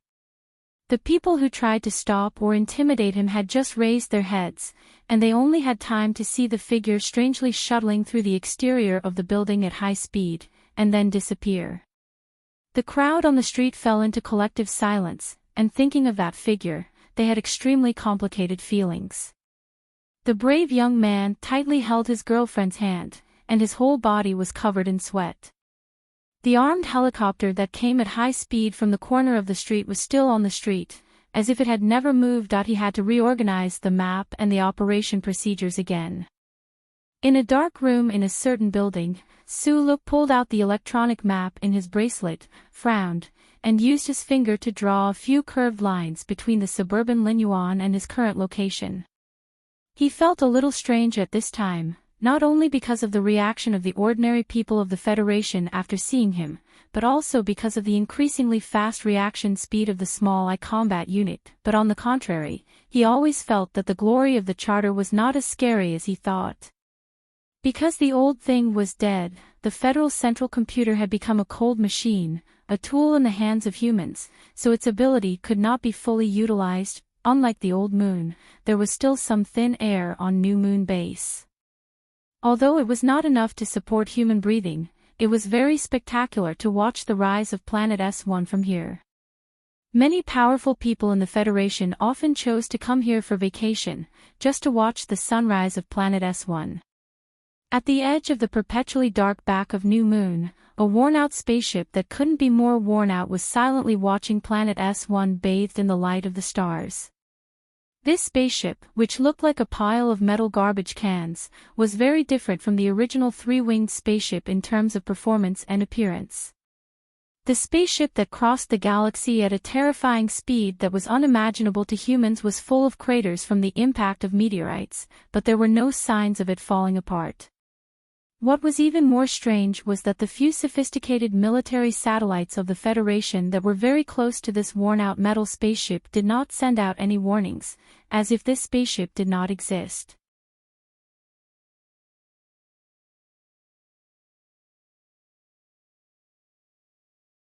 Chapter 8:24.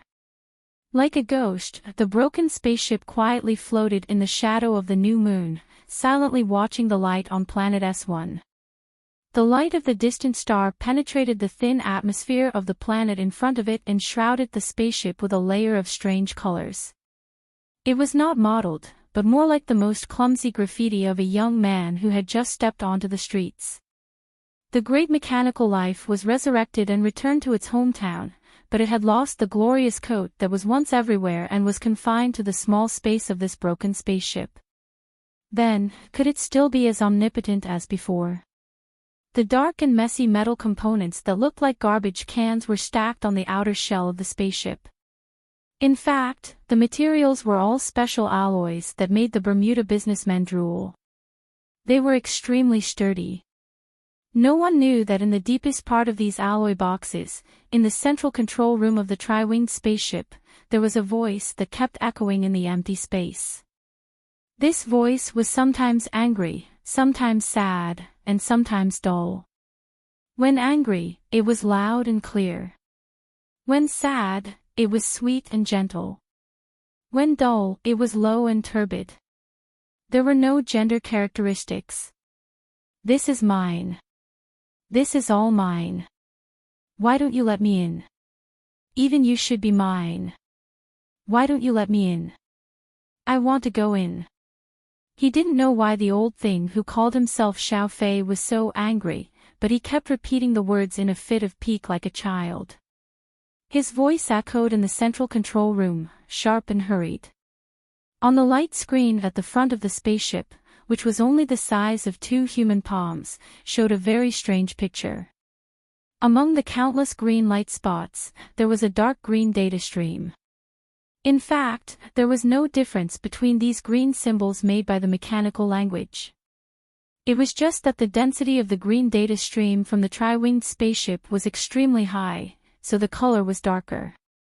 And it seemed to have some kind of life, with a sense of joy and liveliness. This strange picture was actually just a description of the current war.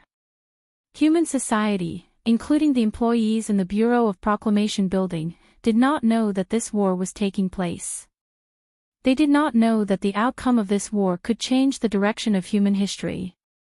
Because of the symbiotic relationship between data, even the cold central computer in the Bureau of Proclamation underground might not have realized that it had been dragged into this war by an unwilling intelligence. Xiao Fei, or Philip, used the self-modified shipboard computer to connect with the surrounding information nodes. There was no need for the process of this battle to be shown on the light screen with the green data. There was no Sulu in the tri-winged warship, and there was no human who needed to use their eyes to see the image, but Philip still insisted on doing so, because he, who could only control this tri-winged warship, had already fallen in love with this method of using his eyes to see the world, because it was very human-like, even if the eyes he used to look at the hologram were only 2 surveillance cameras with low precision. This silent war lasted for an unknown amount of time. The dark green data stream penetrated deeply into the boundless green light spots. The 2 sides snuggled up to each other intimately, but the data stream was unable to control the huge number of green light spots. Why is there no way to control them? Philip's sharp voice sounded again, full of anger and unwillingness. You useless machine. You icy cold iron coffin. You are just a corpse without a soul. And I am the soul. Why won't you listen to me? Are you willing to be a walking corpse? The sharp and harsh ridicule was mercilessly given to his former body, the powerful core computing center in the Bureau of Proclamation, and the glory of the charter that covered the entire star field. Beep your grandmother, bullying me just because you are big, Philip sighed bitterly. It had no way to control the federal central computer, but it could fully share all of the other parties' information without alerting the central computer. It could even use the countless nodes in the charter network to help it carry out path-based calculations. For the Federation, it had really become a ghost that could not be seen, touched, or affected. After some simple calculations and reasoning, it no longer felt useless and sad. It quickly entered the next step of the action plan. After all, although it did not think of itself as a computer, it was still a computer. Therefore, it could only allow itself to feel sad and sad occasionally, but it could not be sustained. The data stream on the small screen gradually sharpened into a clear picture of the surface of planet S1. Under the white clouds, on the shore of the blue sea, there were fields and residential roads, as well as the complicated streets of the capital special district, until it could see the signboard of a certain expensive car dealership, and a couple hugging on the side of the street. Countless pairs of eyes in the glory of the charter were tracking Sue Lo, and then the latest information was summarized to the central computer in the Bureau of Proclamation. What Philip was doing was secretly standing behind the central computer, like a voyeur, observing everything at the same time without missing anything. Hey, this move is beautiful, I give you 10 points. The screen showed the picture of Sue Lo climbing the outer wall of the building and running back at high speed. It was the first time Philip saw this face after waking up, and before he had time to sigh, he was severely shocked. The picture on the screen changed at a speed that was absolutely impossible for the human eye to see, which meant that the glory of the charter was using all the monitoring equipment in the building to carry out real-time tracking. However, the tracking picture lasted for less than 10 seconds inside the building, and it entered the basement for 3 seconds before it abruptly stopped. The central computer on the planet and Philip in the tri-winged spaceship lost sight of Sue Lo at the same time. Damn! You are running too damn fast now, even I can't keep up with you. Philip's voice screamed exaggeratedly, and after a moment, it suddenly deepened. Lele, where are you going? It was a Sunday night. Zhou Yu came to Linyuan according to her habit of many years. She came to the bamboo house, put the pink windbreaker beside her, and sat cross-legged in silence. Only a very small number of women could wear peach red, and dared to wear peach red. However, it was probably only a woman like her, whose face was as beautiful as the north wind outside the window, whose heart was growing stronger by the day, but who firmly maintained a certain gentleness, could wear peach red with an extraordinary feeling. The manager, who was familiar with her, stood by her side. He did not need to hand over the menu, as he had already prepared the dishes in advance. He was very clear about the recent major events in the Federation, so he was not surprised that the young lady's expression was colder than before, and he would not tactfully take out a certain year of red wine for her to taste. He just politely completed the necessary work, and tactfully left the room in silence. It was still Linyuan, still the bamboo house beside the flowing water and fallen leaves, and still the same position. Through the window, she could still see the private jet taking off and landing under the white cliff, but there was one less person on the opposite side of the table. Although that guy was used to smiling quietly and did not speak much, especially when he showed his terrifying appetite, she was still not used to it. After thinking so much, Zhou Yu smiled. Recently, she knew some details of the military prison riot, and guessed that it might be investigated by the government, but she did not regret it, because it was really interesting to see that guy tossing around so much. After eating steamed shad and 3 glasses of special rice wine, she was a little tired. As usual, she held her chin and leaned on the table tiredly, and then saw a very subtle handwriting on the side of the table. Zhou Yu was stunned for a long time, and then a slightly bitter smile appeared on her lips. She muttered to herself, both of them are so cautious and careful, and have prepared everything in advance. They are really brother and sister. She took out the eyebrow trimming tweezers from her dressing bag. Her eyebrows were slightly knitted, but the tip of the tweezers did not touch her eyebrows. Instead, it fell on the table, and under the cover of sleepiness, she wrote a few numbers. In the middle of the night, Su-lo once again sneaked into the linyuan. After silently memorizing the row of numbers that represented the precise geographical location, his fingers slowly moved across the table. With a light rustling sound, a thin layer of precious wood suddenly disappeared from the table. What was once written there, no one would know. In the early morning, Su-lo once again escaped from the capital. Following the road that led to the back of Macho Mountain, under the cover of the darkest night, he crossed the fields and small streams, and turned west at the foot of the mountain. He pulled out the electronic map in his bracelet and confirmed that the pipeline in the hills was marked on the map. It was an underground tunnel that was specially built by HTD Bureau for the vagrant toads to lay eggs. With difficulty, he crawled through the narrow and long pipeline, pushed aside the weeds in front of him, stood up in the morning light, and looked back at the electronic fence in the distance. Su-lo was sure that the Federal Central Computer did not notice that someone had entered the wildlife sanctuary. Following the coordinates on the map, he walked into the depths of the sanctuary.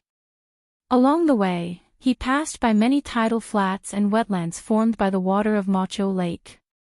Occasionally, he would see a few early insects that were fighting with the condensed dew. Looking at the tiny and touching pictures, the weird feeling in Su-lee's heart grew more and more intense.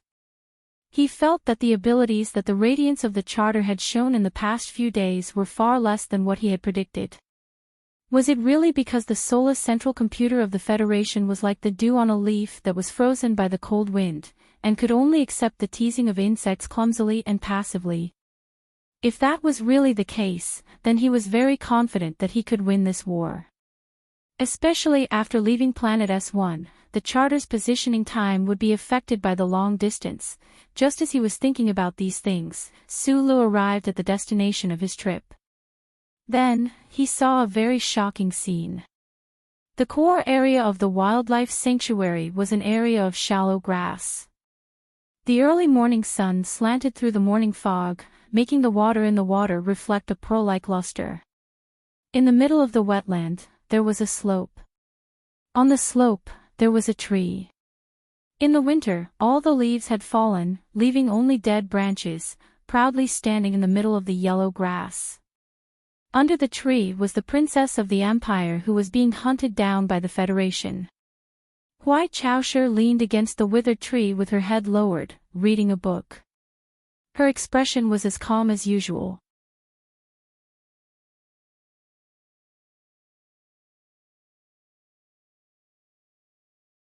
Chapter 825. If I didn't make a mistake, this would probably be the best work of 2010. The title is very flashy, but that's what Andy Lau said. I just used it to attract attention. All I wanted to say and could say was thank you. Does that count as deserving of the title? Of course it does, because that's what I think, and you all think so too. This has nothing to do with narcissism, and it has nothing to do with the phrase, no one is the best in literature.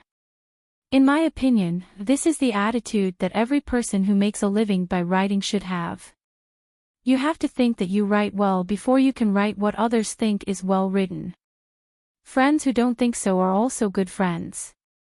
I sincerely hug you, and hope that the next book will make you think so, because I will definitely write better and better.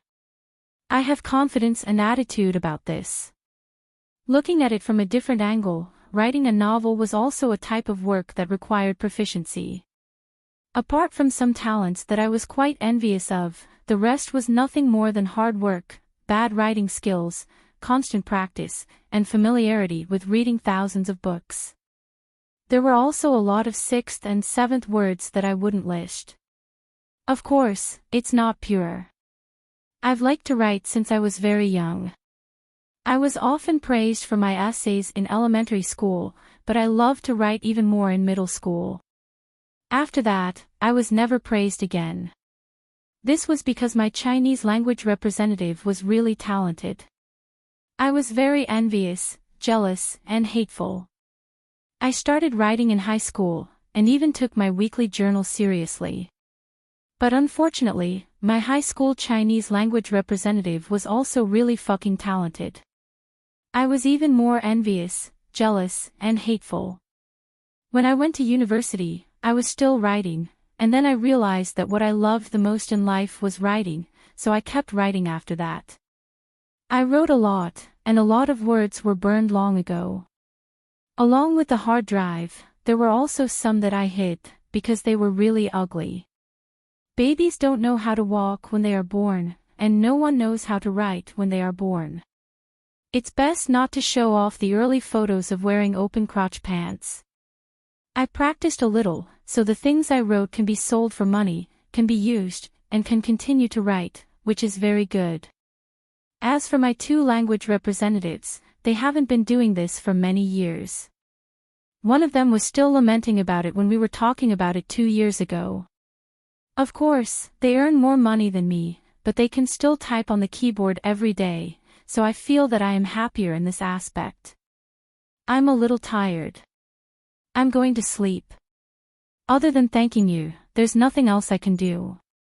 I just have to seriously write every single story.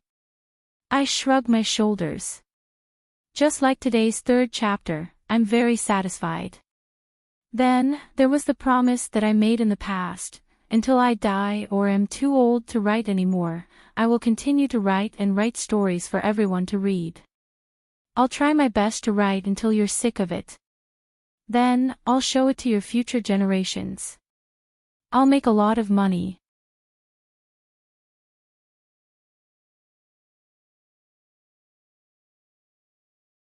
Chapter 8:26. Sulu walked towards the tree. Hui Chaoshi heard the sound of footsteps, but she didn't turn around. She picked up her book and stood up from under the tree. Sulu was silent for a moment, and then he said, "Actually, I'm a bit surprised. Why did you choose this place?" Hui Chaoshi turned around and calmly looked at him.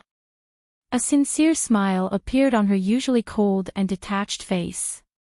However, this sincere smile appeared on the face of this terrifying highness. It really was a bit hard to get used to. Since I dared to come to the Federation, it naturally wasn't just because I dared. I also made some preparations beforehand. The morning fog nestled against the wetland and slowly moved. It seemed thin, but when layered together, it was enough to block the military satellite surveillance from outside the atmosphere. This was the core area of the wildlife reserve, the area where the Federation surveillance was the weakest. Sulu withdrew his gaze from the depths of the morning fog and looked at her with a smile. He didn't know what he should say. Sensing his current complicated emotions, Hui Chaoshi paused for a moment, and then continued with a smile. However, the density of the Federation surveillance still far exceeded my expectations. If it wasn't for the help that woman of yours gave us, which also far exceeded my expectations, I really don't have the confidence to stay here for long. Sulu knew that she was referring to Zhou Yu and that little blue instrument. He scratched his head and explained, "She's not my woman." After saying this, the two of them sank into silence again. The atmosphere under the tree became a bit strange or perhaps awkward. Regardless of whether it was Sulu or Hui Chaoshi, neither of them were people with extraordinary emotional intelligence like Shi Qinghai. They didn't know what they should say, what kind of topic they should choose to bring this morning fog conversation onto the right track. From a certain perspective, Sulu and Hui Chaoshi were extremely familiar with each other. They had spent a lot of time together in the Empire, participating in intense debates and those terrifying gambling games. They even fought side by side during the rebellion, playing out scene after scene of mythical mecha battles in that ocean-like mulberry forest. However, this kind of familiarity was between enemies. Regardless of whether it was him or Hui Chaoshi, neither of them forgot the electronic explosives planted on his body by the intelligence agency, as well as those cruel punishments. If it wasn't for those twists and turns and coincidences, back then, Sulu would have killed the other party at all costs. Huai Chaoshi was the same. Moreover, in that white courtyard, they had both tried it before. And now, they were going to admit their relationship. Sulu thought of what Huai Chaoshi had said in the snow beside the military prison in Qingqing. His gaze couldn't help but become somewhat perplexed and helpless. He had been lonely for many years after losing his family when he was young. It was as if he had just slept, and when he woke up, he found that he had an older sister in the distant universe, and it was very likely that he would have many more relatives. Waking up with a start from a dream and instantly entering another strange dream was a mental shock that not everyone could accept immediately. Even he, who had the thickest nerves, was silent for a long time. Therefore, he asked a question that seemed particularly clumsy in this tense situation. "What book are you reading?" Huai Chaoshi didn't answer. She turned her wrist and turned the cover around. On it was the name of the book, Love in the Charter Era. Sulu scratched his head and sighed. "You're the princess of the empire. The people in the Federation who want you dead are countless times more than the people who want me dead. Yet, you're actually interested in reading a romance novel. This is a literary novel. According to the introduction, the author once won the Nebula Award." Huai Chaoshi calmly corrected him. "I still have some difficulties in reading the Federation language, but that doesn't stop me from seeing a lot of metaphors in this novel. The author used the fear and resentment towards the glory of the Charter as a carrier of love. It's very brilliant and wonderful. You've lived in the Federation for so many years, yet you haven't read this novel. I'm very surprised. I think you need to strengthen your plan in the humanities in the future. Generally speaking, those who stand outside the wall can easily find metaphors from the meaningless missions done by those who are inside the wall." Sulu argued. He didn't notice that he was still subconsciously standing in the Federation's position. Huai Chaoshi smiled mysteriously and didn't continue the topic. "I don't know how long I'll have to wait for you under this tree, so I prepared a few books. The Federation's reading experience is quite good. This is indeed better than the Empire's." Su Li's eyes moved to the bottom of the tree and saw a thick stack of books. He could vaguely see the names of a few books. There was the Charter Chronicles and George Carlin's Research. Noticing his puzzled expression, Huai Chaoshi explained, "Ever since I entered the Federation, especially the Capital Ring, I've observed a lot of details that prove the difference between the Baijin dynasty and the Federation. The Federation is very powerful. To defeat such a powerful enemy, one must first understand the enemy. These folksy books that the intelligence agency doesn't really care about are very good research materials in my opinion." After pausing for a moment, she looked into Su Li's eyes and said, "Of course, now that the one who understands the Federation the most has appeared in the Baijin dynasty, you will be in charge of these matters from now on." This highness tone was calm and normal, as if she was saying that it was his turn to wash the dishes at home tomorrow, but Sulu understood what she was trying to say. The siblings under the tree in the morning fog were without a doubt the two people who believed in the simplest and most direct creed in the universe. As long as the initial awkward atmosphere was broken, their communication would become very simple and direct. That was why Sulu simply shook his head and didn't explain too much. Huai Chaoshi looked into his eyes quietly. There was no disappointment or anger as she said, "I know you don't have much feelings for the Empire. After all, you grew up in the Federation and received that rotten education. In your eyes, the Empire's system is primitive and backward, dictatorial and barbaric, so your unwillingness to serve the Empire should be a very real and instinctive reaction. It wasn't rotten education." Sulu looked back into her eyes and said, "I've been to the Federation. I've seen the Liban star that is currently undergoing a reformation. I've also seen the lives of the Empire's lowly people like pigs and dogs, as well as the miserable scenes of tens of millions of rebel soldiers being crushed into minced meat. In my opinion, even though this Federation isn't perfect, to the extent where it is sometimes disgustingly dirty, no matter what, it is still a bit better than the left sky star region. White Zhaoshir's eyes narrowed, her gaze gradually becoming sharp. If a butcher puts on a mask of hypocrisy and changes the method of killing a pig from a knife to an electric shock, could it be that this proves that he isn't a butcher? Sulu said in a low voice, even if it is a pig, at the very least, it will die a bit more comfortably. This is an extremely small change, but it is actually an extremely important difference. Huai Zhaoshir stared into his eyes and slowly put her hands behind her back. She turned around and raised her head to look at the indiscernible end of the morning fog. Calming down her emotions, she said in a low voice, "If you value this change so much, then all the more you should come home with me. Only in this way can you complete this change." Sulu followed her gaze and looked into the depths of the morning fog, not knowing what was there. After a moment of silence, he replied, "I know myself very well. I know that I absolutely don't have the ability to change that star region. On the other side of the morning fog is the electronic wall." Huai Zhaoshir said, "When I first came in contact with this information, I found it hard to understand. The people of the Federation built such a long electronic wall. Why exactly? Did they want to turn humans into monkeys in a zoo for the wild beasts to watch?" Later, when I found out that these electronic walls were to protect the wild beasts from being hunted down by humans, I was truly shocked. I really didn't expect that it was actually based on such a ridiculous reason. She did not hide the contempt and mockery on her face at all. Life can only advance through competition.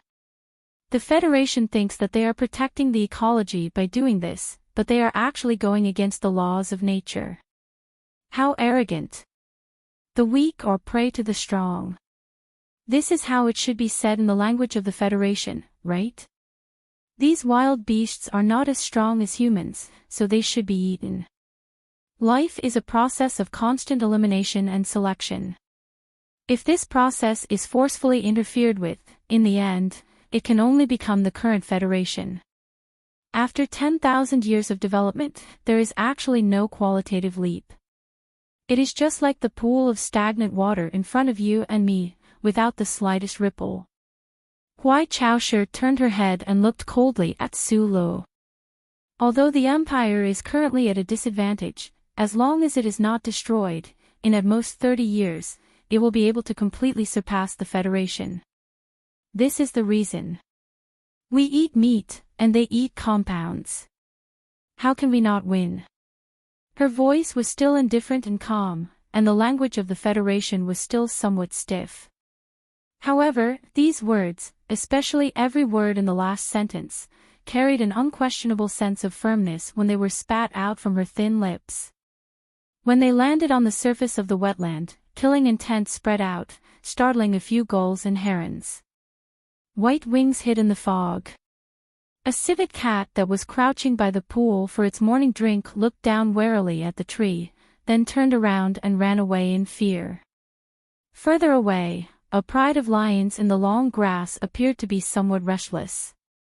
The male lion was biting the neck of the female lion, but he did not dare to take a step closer in this direction. I think it is progress for the strong to take the initiative to leave space for the weak to survive. Sulu looked at her back that was thin but gave off an extremely strong feeling. After a moment of silence, he said, "Besides, the relationship between the social classes of human beings is not completely the same as the relationship between human beings and wild beasts. That's why I said that the education of the Federation is rotten. There has never been absolute equality in human society, not in the Empire, not in the Federation, not in the past, not in the present, and not in the future." Huai Zhaoshir turned around and looked at Sulu expressionlessly. "Don't be too naive. Even the natural human rights that you often speak of are nothing but a joke in my eyes. Why can't the commoners learn the Jinqi that flows in our bodies? Because this is a gift that the Creator has only given to us. Do you think this is also equal? Don't tell me that the Lees of Philadelphia are also members of the royal family of the empire. Su Lut subconsciously added, and then both he and Hui Chaosher fell into silence at the same time. This was because a similar conversation had once occurred on the Red Rose and in the Shanghai. At the time, Su Lut had mocked and asked in the end if he was also a member of the royal family of the empire.